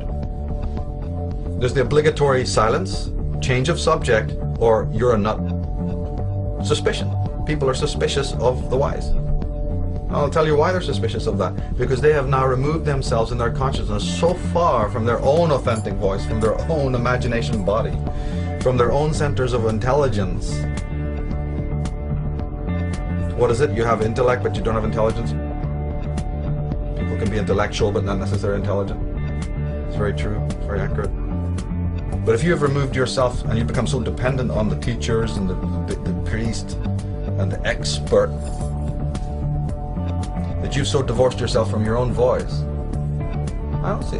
People have, in my eyes, have already done that. When you go to school and, there's no difference in the world to me. Then the type of acceptance of external authority that is already going on right now in the world and what might be coming tomorrow of a more severe nature. Because the most frightening machine of all is a man that has lost his humanity, lost his virtue. What you see in most people today is not virtue. What you see today is the performance of deeds. Sort of by rote, like you've been trained. You take even a fantastic stallion, a wild stallion, but you train it and you whip it every hour of every day, you're going to have that stallion do the most idiotic things. They can make the elephant, the greatest of all creatures on the earth, jump through hoops and do the most ludicrous things. Killer whales, can you believe it? Have been trained to, pounce about in a swimming pool. Don't tell me then that the human being is not going to be able to, told to stand on his head. He's absolutely quite capable. He does it every day. He's in absolute escapism from the real. And so that person can become so far removed, so psychically, he can become an inhabitant psychically of the periphery of being. If you want to use some philosophical jargon, he can become an inhabitant, of the periphery of his own being. He can live on the surface of himself. Hell, you only have to listen to most people's voices to know they're living on the surface of themselves. That they're not even connected to their deeper emotions. Some people are experts in the way people walk, their stance, their posture, sound of voice, choices that they've made, the relationships that they're in. There's ways to tell. There's ways to tell. And people are sitting around going, well, I don't know what that means. You have to tell me what it means. You got to show, have you got a religion I can join? Or, have you got a book I can read? Or, where's the system? I'd love to do that. I'd love to find out all about myself. Tell me how. Tell you how. What planet are we on here? The meaning is that you discover it yourself. This is an absolute journey only you can go on.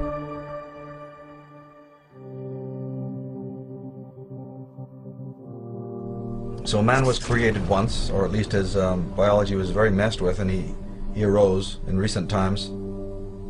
Somewhere between 50,000 years ago and 13,000 years ago, something incredible happened that then caused, historical trauma. And that trauma can be traced back about 10,000 years ago when the first records of man violence on man, man's violence on nature, the disconnect started to happen. And this bipolar type of thing happened. And one of the greatest symptoms of the fact that man is very removed from his center is that not only is he not looking at the dark side of himself, not only is he misunderstanding what it means when traumas happen and tragedy happens, complete misunderstanding of that, he's also misunderstanding those children of rebellion or children of the Holy Spirit who are amongst him now. that are showing a new way.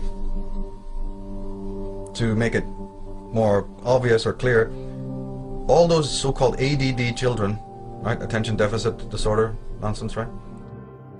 Oh yes, you're oppositional. I think back to the prisoner, Patrick McGowan, unmutual. So we better deal with you. You're unmutual. You don't want to be unmutual. In fact, in that particular episode, it's strikingly brilliant how he shows the clamor of voices. That number 6, the prisoner, is introduced to all the different factions. Remember we were talking about all the different points of view in the factions? He meets all of these people. He meets a poet, a little left-winger, an extremist. He meets all of these little people who are all thinking he is their worst enemy. He hasn't opened his mouth, he hasn't said a thing, but he doesn't fit in with any of the groups because he won't join. So each group has one thing in common: they hate him. But getting back to our point, these children that are sitting there with so-called a defective oppositional disorder, they're broken, they're broken, society's not broken.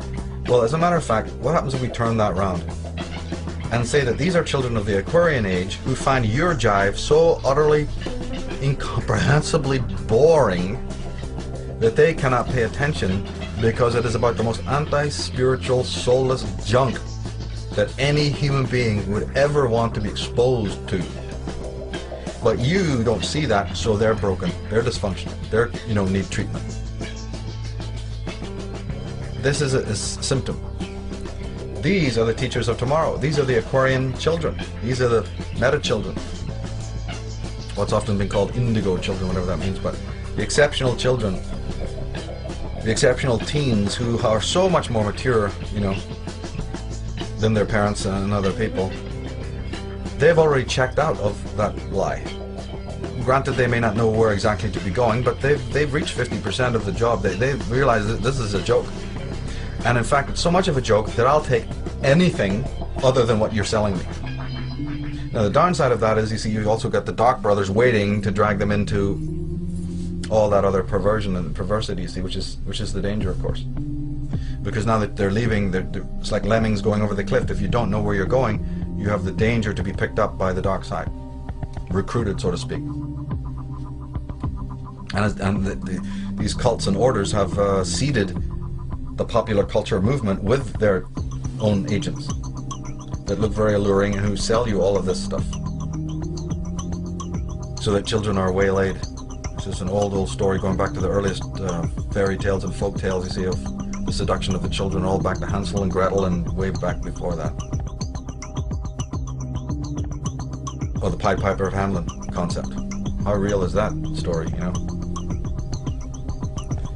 So the dysfunction is in society not being able to catch up with the new kind of whole brain, holactic thinking, which is extremely needed, not to stop left brain thinking, but to include it, to have a whole symbolic literacy thing going, to learn in much more egalitarian ways, to include the person as opposed to the brain in teachings and in schooling. So man now finds himself at a point where he has a tremendous choice. New man sounds lovely when you say the word. Well, utopian sounds wonderful when you say the word. But if that is a utopia born out of the ashes of the world that was created by our ancestors, I don't want to know about it. If the new man is spiritually stark utopia born out of the ashes of the world that was created by our ancestors, I don't want to know about it. If the new man is spiritually stark naked, I don't want to know about him. Vico understood it. Edward Gibbon understood it. Plato understood it. That civilizations, they rise and they fall. We can say that we are in a necrotic cycle. And there's nothing wrong with that. Nature has its cycles, like the winter cycle, and all the way up the fractal you have the same concept of this anaerobic and catabolic cycles, the construction and the deconstructive. All that needs to happen is an attitudinal change today in which people get with this deconstructive model and allow your children to explore it and understand it, because they are picking up on it like antenna more than the average person who's in lockdown, see, in this mediocrity of their life. Change is going to happen whether you like it or not.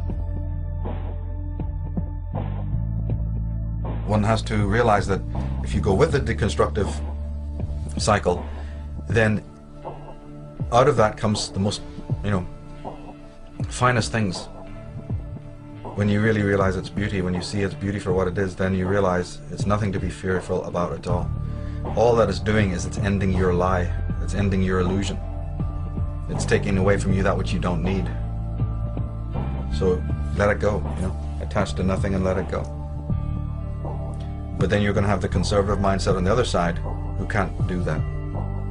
And so those are the people who are in trouble. Those are the people who are in trouble.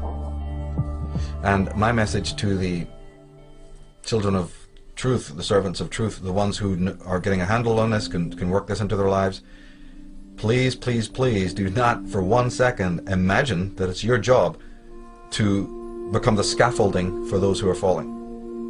You can interpret this in whatever way you feel like. But you question whether or not it is your job to be reinforcing, propping up, assisting, helping, caring for, or whatever term you want to use, those people who are just, let's say, are not going to continue, and who it's okay that they're not going to continue. You ask yourself that question because you're going to need to know the answer, because it's going to happen. This is a drama in which the protagonist and antagonist, there's a relationship. So the individual is going to have to look into this whole question of dependency. Who are you dependent on? Who are you making dependent on you? Who's asking you to become dependent on them? Who lacks the independence? And what happens if you pull away your energy from those people? If they fall, can you let them fall? Or are you going to spend your life, propping up other people who haven't not got their own stability? Is that divinely correct to do that? Is it really in the intention of the true spirit to do that? Maybe it's more spiritual to let people like that fall, because then at least it's a natural thing. Out of that fall, they may grow. They may end up, really passing the tests. Whereas if you're constantly propping them up, you may be violating fate. You may be going against the natural flow of things.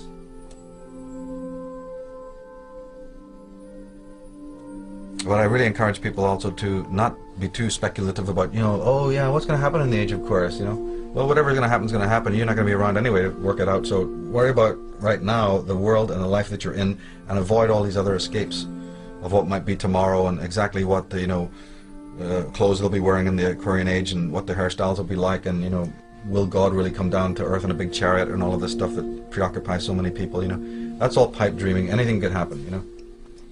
Let your imagination roam free, but really bend your practical interests in what is happening now. You're living in an age in which you're meant to be an observer of it. You're meant to be like a sort of a super journalist.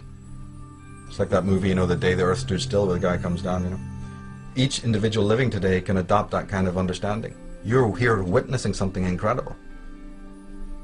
And you should laugh, and you should cry, and you should weep, and you should mourn, and you should be exalted. You should see all of it.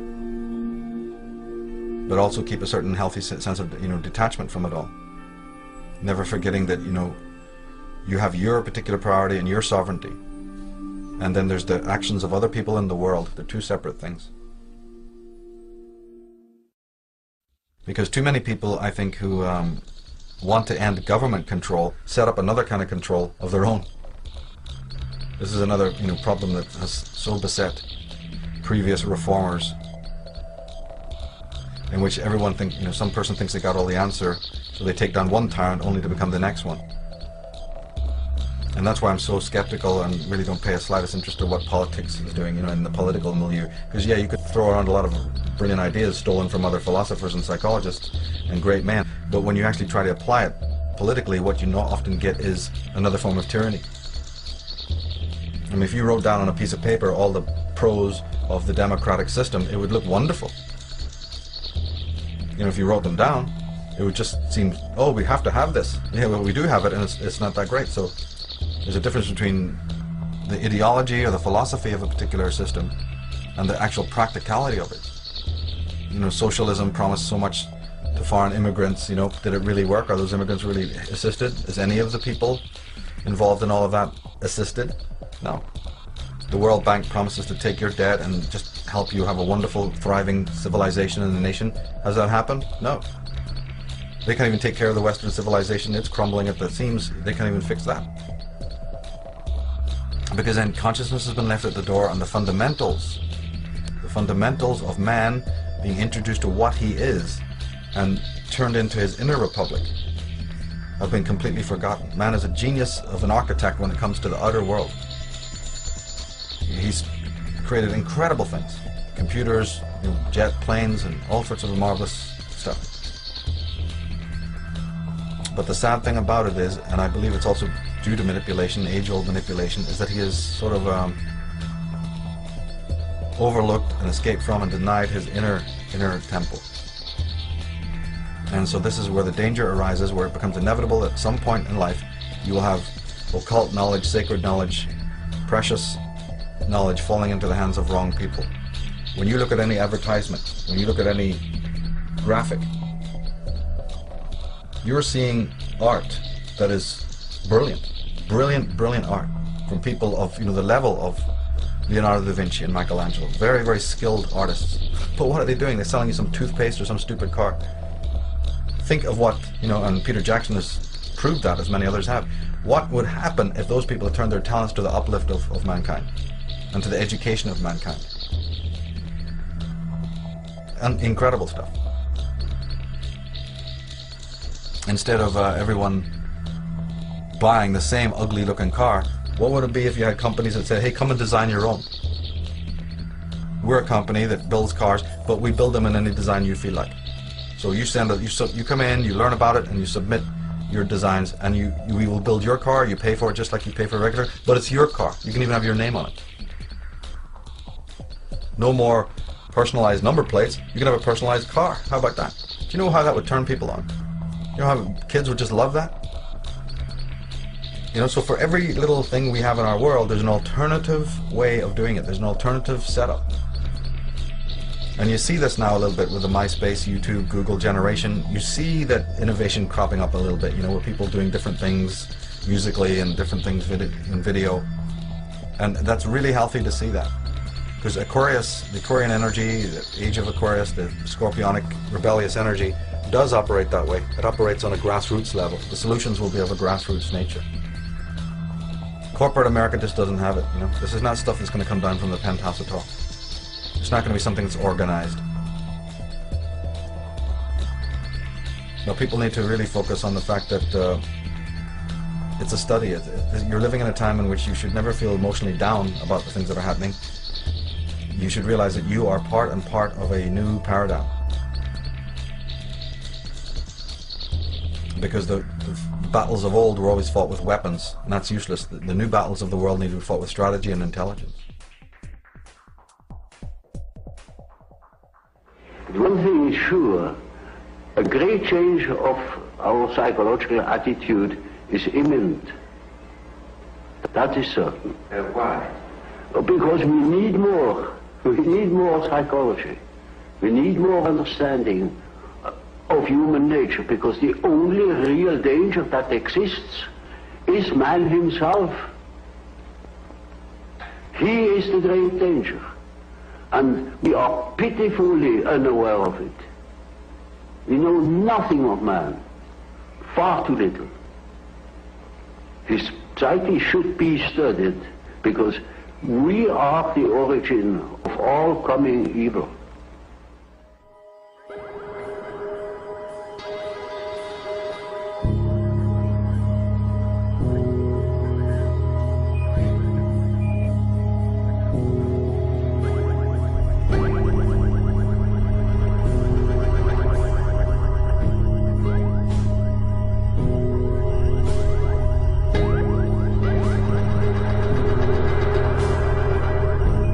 So, man is the origin and source of all coming evil. It's a provocative statement, all right. By the same token, though, man could also be the source of all coming good. I guess our future is what we make it. It all comes down to a matter of choice. And maybe there's nothing we can do about good and evil. Maybe they're absolutes. In the end, it all comes to absolutes. In the end, it all comes down to our attitudes towards these realities of good and evil, freedom and enslavement. History has shown us that even when men are forcibly chained and incarcerated, they can still be free inwardly, in their minds and in their hearts. Whatever the future brings, this is the important thing to remember.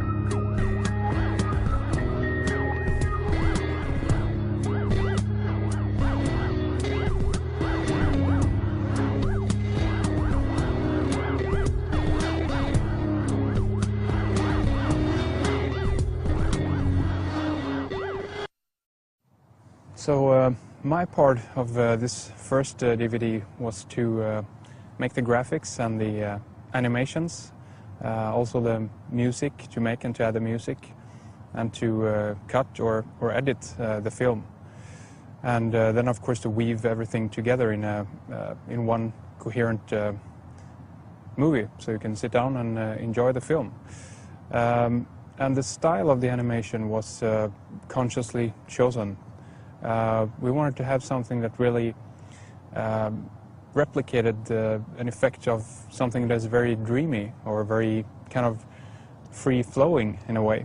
And this is more of this is so much more than just presentation of information. We wanted to have a kind of an artistic feel to the entire film as well. A little bit more like a music video, actually, in one way. Maybe not a pop music video, but something that you can potentially sit down and watch without the dialogue. So you should be able to enjoy it just for the graphics, for the imagery, for the animation, and for the music as one. But then when you combine all of these things, of course, all these three elements, you come up with a very interesting, very kind of powerful way of communicating a message, which is more beyond just structured information per se. It speaks more to the right brain, and it can help to convey messages on multiple levels as well, because the same idea applies with movies like Koyaanisqatsi, for instance, where they actually have the entire movie without any spoken words, but you still can see a very powerful message in there being conveyed. So that's what we really wanted to go for here, follow along in the dialogue that Michael has in a very free-flowing way, and that's also why you see the transitions are very kind of translucent, they're more interwoven. Not in all cases, but in most cases it's not rough cuts like that. It's to present that idea of just going with the flow in a way. And this is also a film I think that where you really can sit down and watch any chapter of it, and you don't have to see the previous one or the chapter before in order to follow along in the story as it goes along. Then we have this area with excerpts from other movies. We have clips from TV series and other documentaries, of course, too. And this is a very good way for us to use to, for one, kind of go away a little bit from the main storyline, and to go off on a tangent for a little while and then come back to the main story. But that is also there for the reason or for the purpose to convey a message, obviously, a conscious message to underline something that is being said in the dialogue, or to emphasize it, or to show something similar that people might be able to relate to in another way. So you can use a clip as almost like a symbol or something that represents something powerfully. So that's why we wanted to have a few clips in there as well, and excerpts to go off on tangents and to emphasize points even more.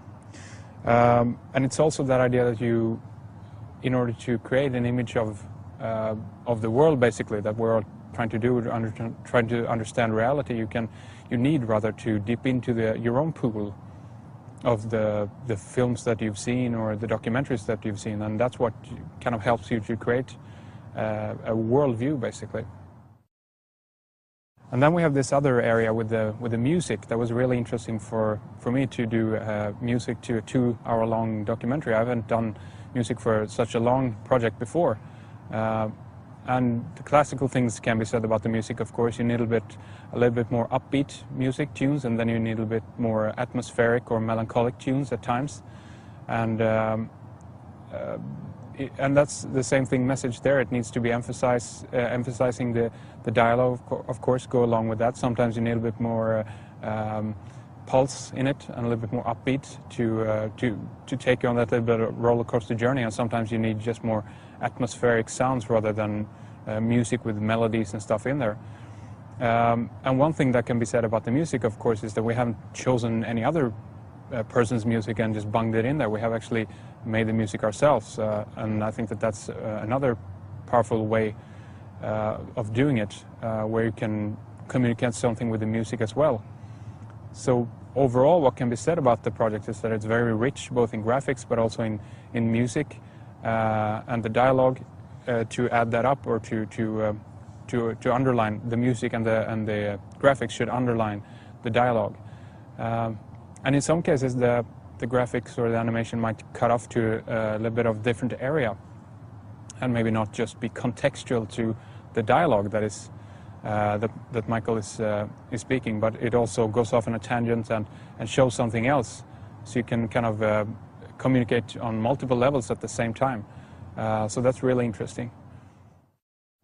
And then, of course, the thing about that it's also an art form. Film should be can be an artistic expression as well, not only to, as I said before, just convey information per se, but this is a kind of blending of all different genres. You can have it more artistic, more like an artwork really than just information.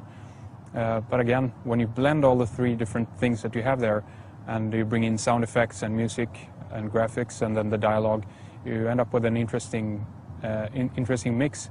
Because in many cases, not all documentaries, but many documentaries are kind of, not that they're heavy, but they can be a bit cold.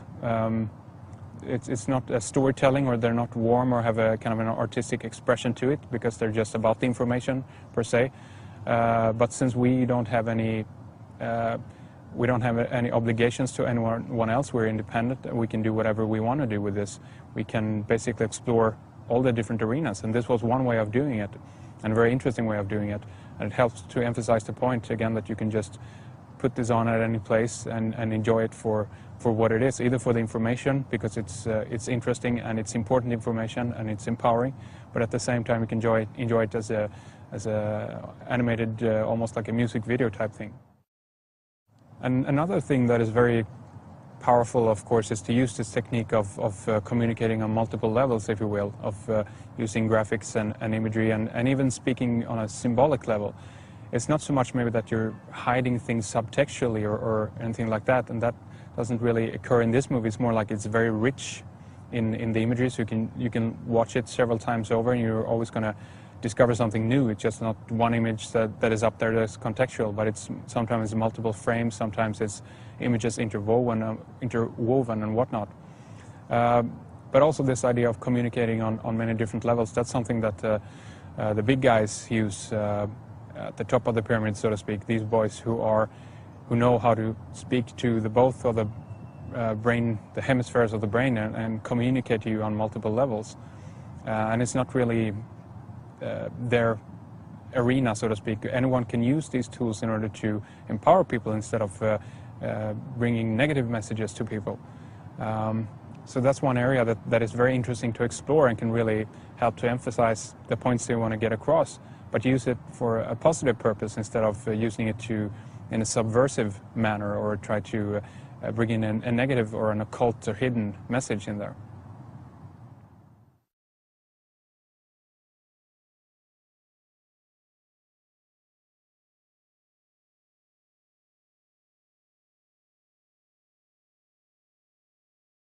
Yeah, I mean, it's very important for people to realize that what we're creating is not something that's meant to make you okay with the status quo.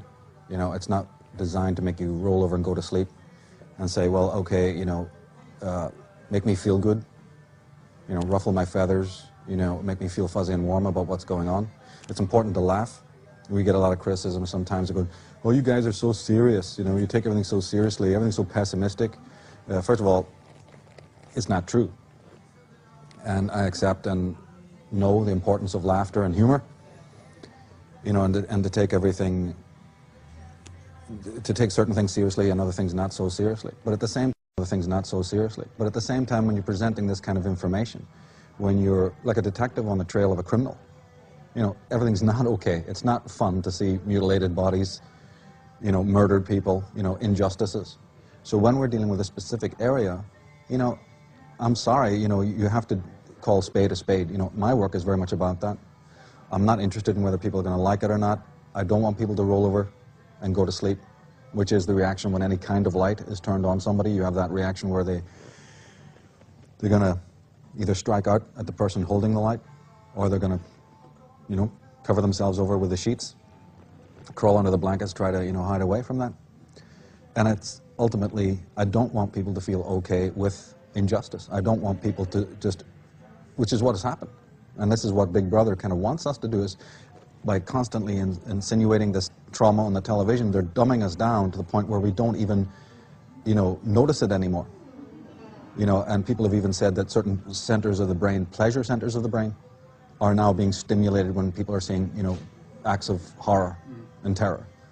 And you see this, it's ubiquitous. The line between fiction, fictional murder, fictional crime, is blurred with what is real. I'm okay with all forms of fiction. I think if crime or violence is shown in fiction, I'm kind of okay with that. You know, from some of the greatest shows, you know, greatest war pictures, or, you know, there's all different kinds of violence. There's psychic violence, there's emotional violence, so there's all sorts of violence. But what is happening with Big Brother is that they're trying to present a lot of fictional violence to us so that we become acclimatized to it, or the more, you know, sociological term is acculturated to it, so that we don't really think of the stuff that's happening in the physical world as being that reprehensible. You know, this is a big danger. So what also we got to deal with is, you know, in our work, we are not interested in presenting this information so that it makes you feel okay with the injustice. We want you to be mad as hell. You know, I do. My big thing is to be mad as hell. Not with the anger that I refer to as the red flame of anger, which is, you know, when your silly little ego needs are not being met and you strike out like an infant.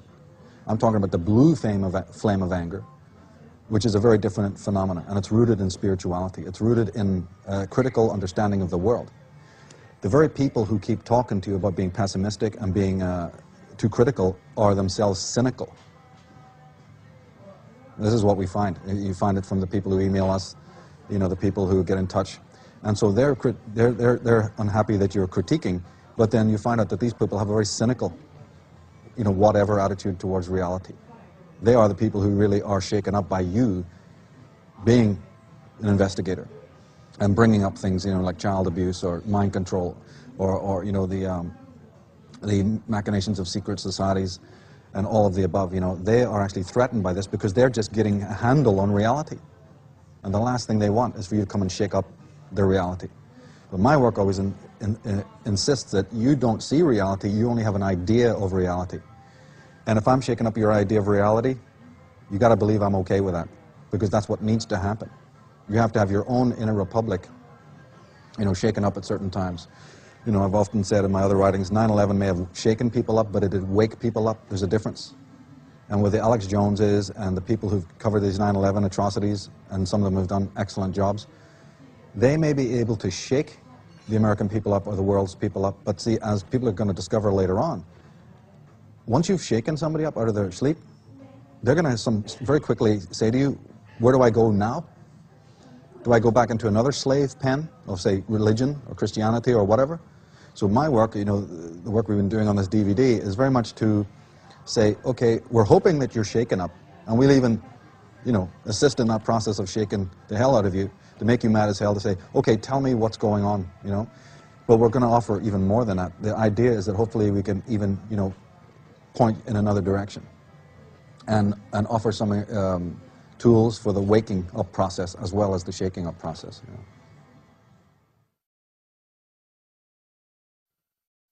Yeah, I hope that the people who are watching this, you know, are from both categories. There are people who are seasoned. They know a bit about this. They've done some homework. They've done some research. But I'm more, you know, in my work for the last lot of years, especially as I've gotten more well-known or whatever you want to call it, from the emails and communiques I've got, 90% of them are from people who have been into the thing a couple of weeks, into this research, you know, into this so-called alternative view. And yeah, they're novices. They're not, you know, fully conversant with all the stuff that we are. But there's a tremendous passion and a tremendous interest and a great desire. In fact, that's the reason why they're making communication. They're you know, getting on online and asking incredible questions. And so over a couple of years, it didn't occur to me in the beginning, but in the last couple of years, I've really noticed that, you know, this is the group that we need to be aware of. Not so much the seasoned, what I would call the choir. Because you see, the choir tends to also become quite arrogant. I sense this in the communiques, I sense this in emails, I sense this in the feedback. That, and again, as I said, I didn't see it originally. It's taken a bit of time. But with people who think they know about this, or they've bought a few books, or they've checked out a few, you know, things online or whatever, or there tends to be, and this is probably the case with all knowledge, even academic knowledge, there tends to be a bit of arrogance, a bit of know-it-all, a bit of, you know, butting heads, and a lot of meaningless, you know, sort of repartee over minutiae. And what's lacking there is the passion. With the newcomers, and remember, when I say newcomer, I don't mean just the newcomers of this month, this year. In the countdown to 2012 and beyond, you're going to have every year, possibly in hundreds of thousands of people who are absolutely new to this.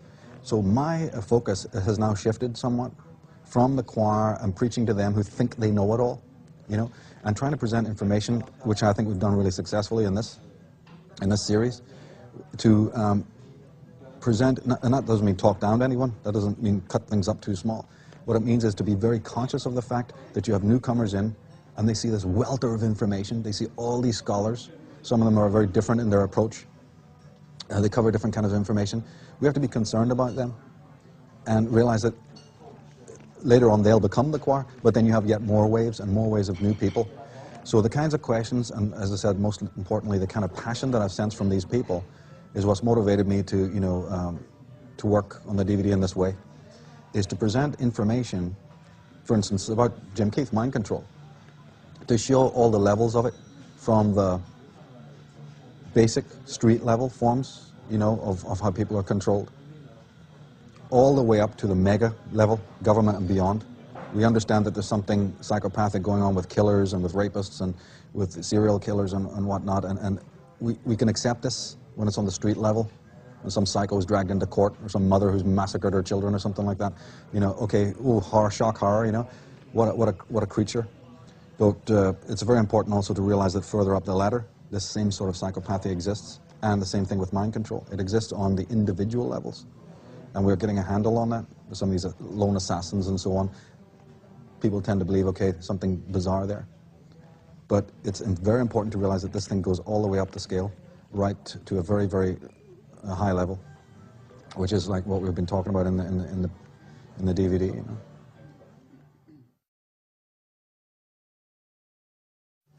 I think one of the most important keys, one of the most important themes for people to get who are watching this, even if they don't, you know, follow all the different scholars that we've been presenting, if they don't, you know, carry on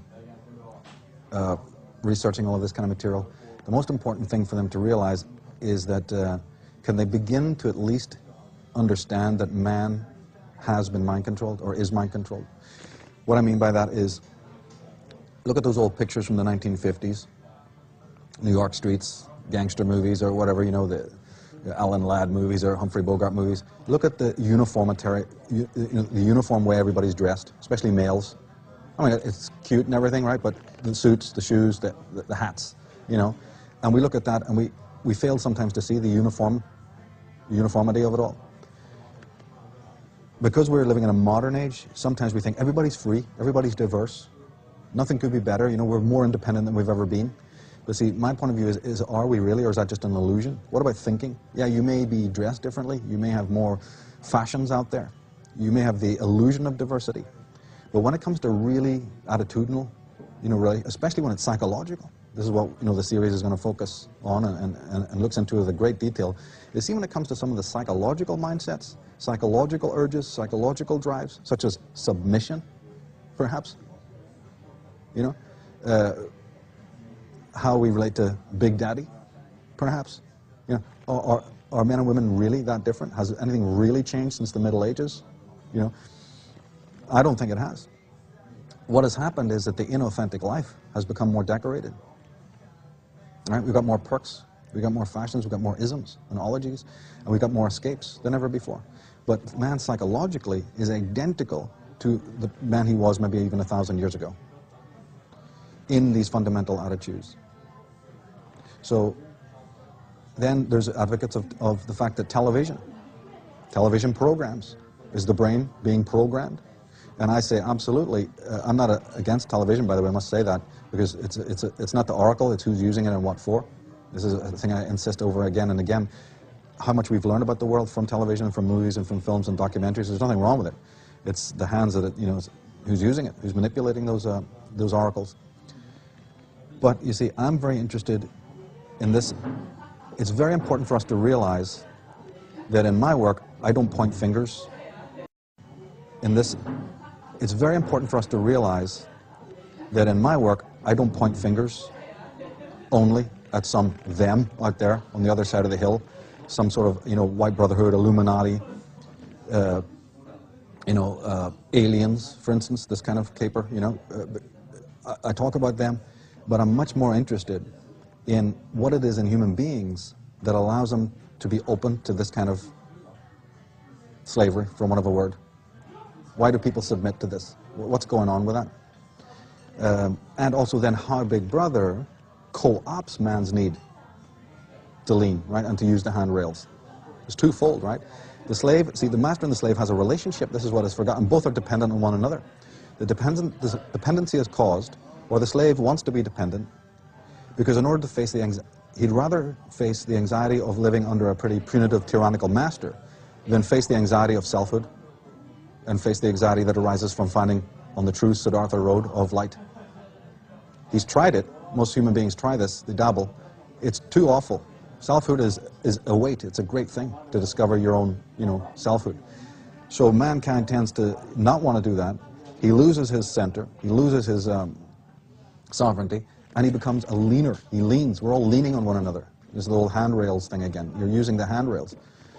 Okay, then Big Brother comes in and goes, oh, now that we know that the man is weak, he has no spine, he's leaning, we'll provide more things for him to lean on. And the slave then does not want that pillar of rightness that he's leaning on to ever change. So when you hear people saying, why is it that all these hundreds of years nothing in government ever changes? It's the same old, same old, same old. Even your ordinary, every street-level critic knows this. Man, it's just the same old stuff. We even have footage of different politicians, different prime ministers and presidents repeating the same speech word for word. Right? I mean, people are getting a handle on this now. There is an age of awakening, right? We've addressed that. We're talking about that there's more knowledge about how this is all set up, how there is a script being played out. But the most important thing to realize is that if man is a psychological slave, Big Brother makes use of that to continue to pull the rug from under him by the influx of trauma, you see, by constantly threatening his security, so that he leans all the more. So my work is very much to say, how is man lending himself to this kind of tyranny, and what are the levels of control? And can man now, the people who are onto this a little bit, who are waking up to this, let's just examine all the ways in which a man might be remotely controlled. Just in exactly the same way that, you know, a toy truck or a plane, you know, is remotely controlled, you know, a toy plane, or anything that's remotely controlled. Because here's my main point. I do not believe that we're going to see mass incarcerations, guns to the head, jackboots in the face, you know, in that way that has been predicted. That doesn't mean that there is not tyrannical action in the world. I'm not saying that a certain coterie within the hierarchy absolutely would love to do that. But that does not work to suppress the whole of America. And you have to understand the nature of the enemy. The enemy is not interested in doing that. It's had centuries to do that. It's not a fun anymore. The fun is the remote control chess piece. Look, he does exactly what we say he should do. Push that button, watch how his head rolls around and his eyes spin. The perfect slave isn't somebody who's, you know, being constantly whipped and beaten into place, because you see there's a great danger that that person will turn on you. They want smiling depressives. They want a tyranny without tears, and they're getting it. It's based on what I just said about, you know, this masochism, sadomasochistic, codependent type of thing we have. We see it in ordinary relationships and we accept it. You have high-priced psychologists who will address it. When are we ever going to talk about the same thing happening on the mass level, on a sociological scale, you know, that's ubiquitous throughout the world?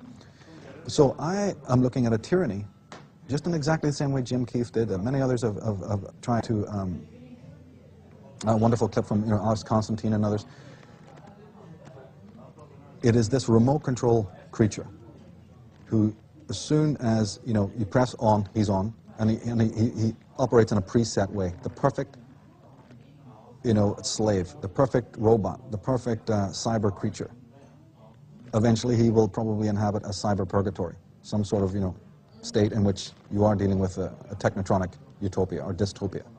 That's coming. It's coming because I see that man is suppressing his what is human within him, his instincts, his intuitions, his spiritual body. We're talking about self-murdered people here. And those self-murdered people who are in total absence of being and in total absence of, you know, selfhood are going to be absolutely screaming for, you know, these technotropic and technological utopias. That's the danger. That's the danger.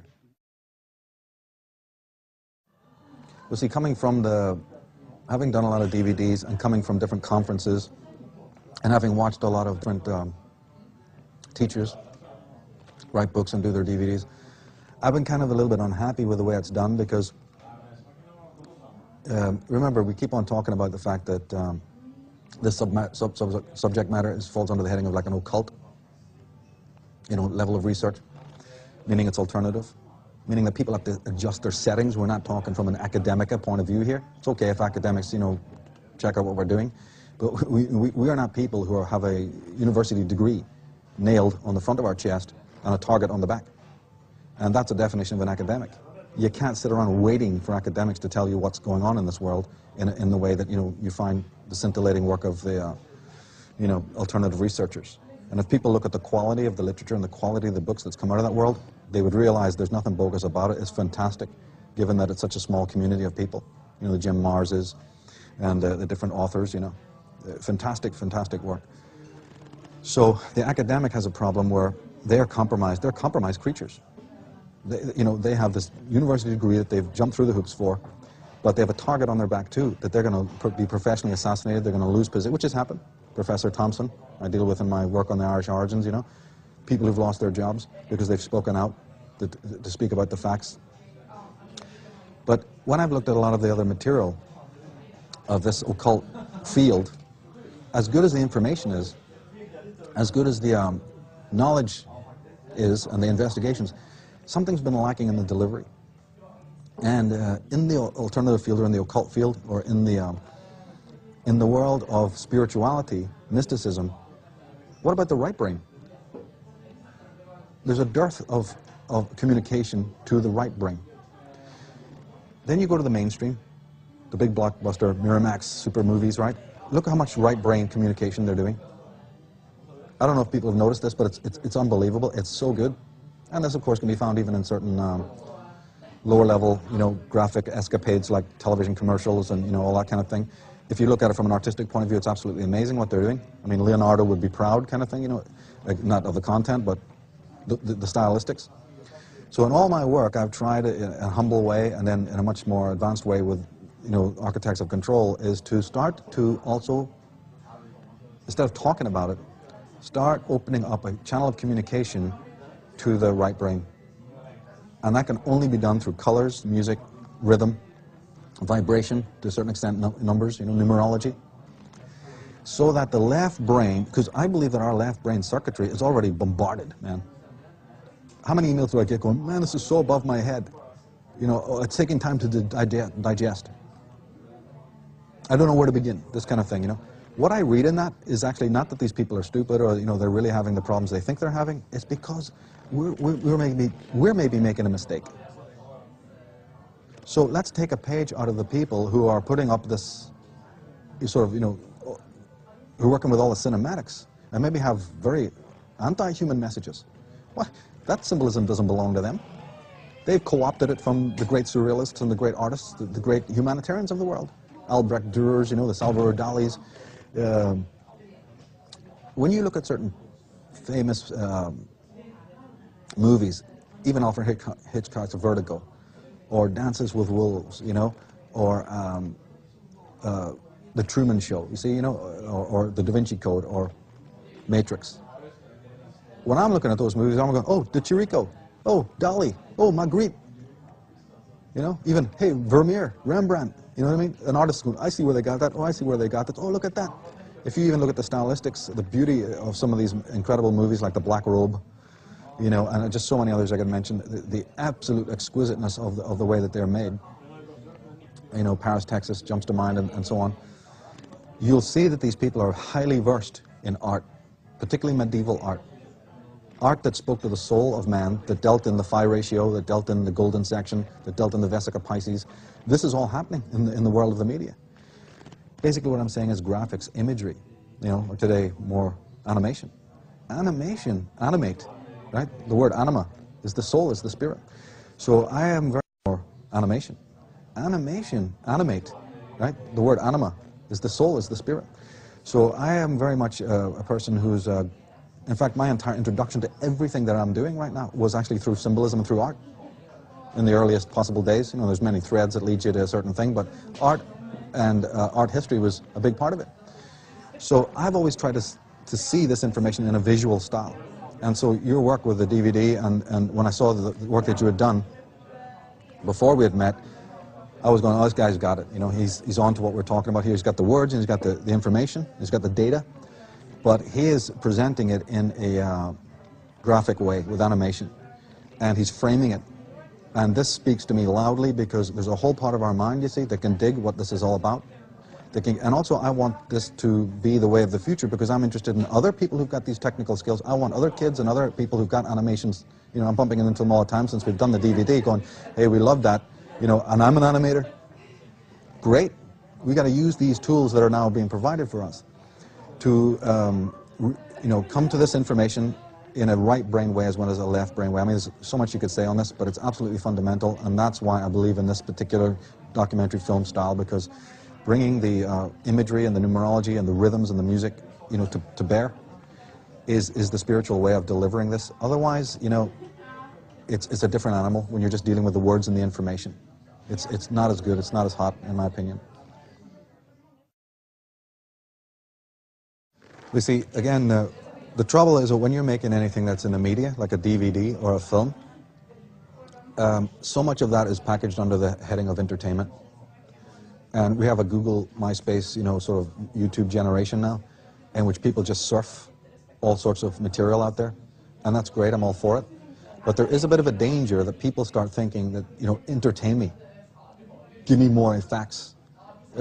My work is not about continually entertaining you. It's about presenting teachers to you, great thinkers, people who sacrificed, people who lost, people who were jailed, you know, thinkers, teachers of the past, so that you get up and you go and research those people on the internet, you know, and in books form. You know, you check out these incredible souls of light. These are the shining ones who cared about you and your spiritual development, even when you didn't know anything about it. We're novices. We stand on the shoulders of giants. But so even though, you know, we want to, I'm not ruling out entertainment, but this is about facts, this is about information, this is about seeing the world in a new way. And it's very important that you're not just, you know, going to the movies, where's my popcorn, you know.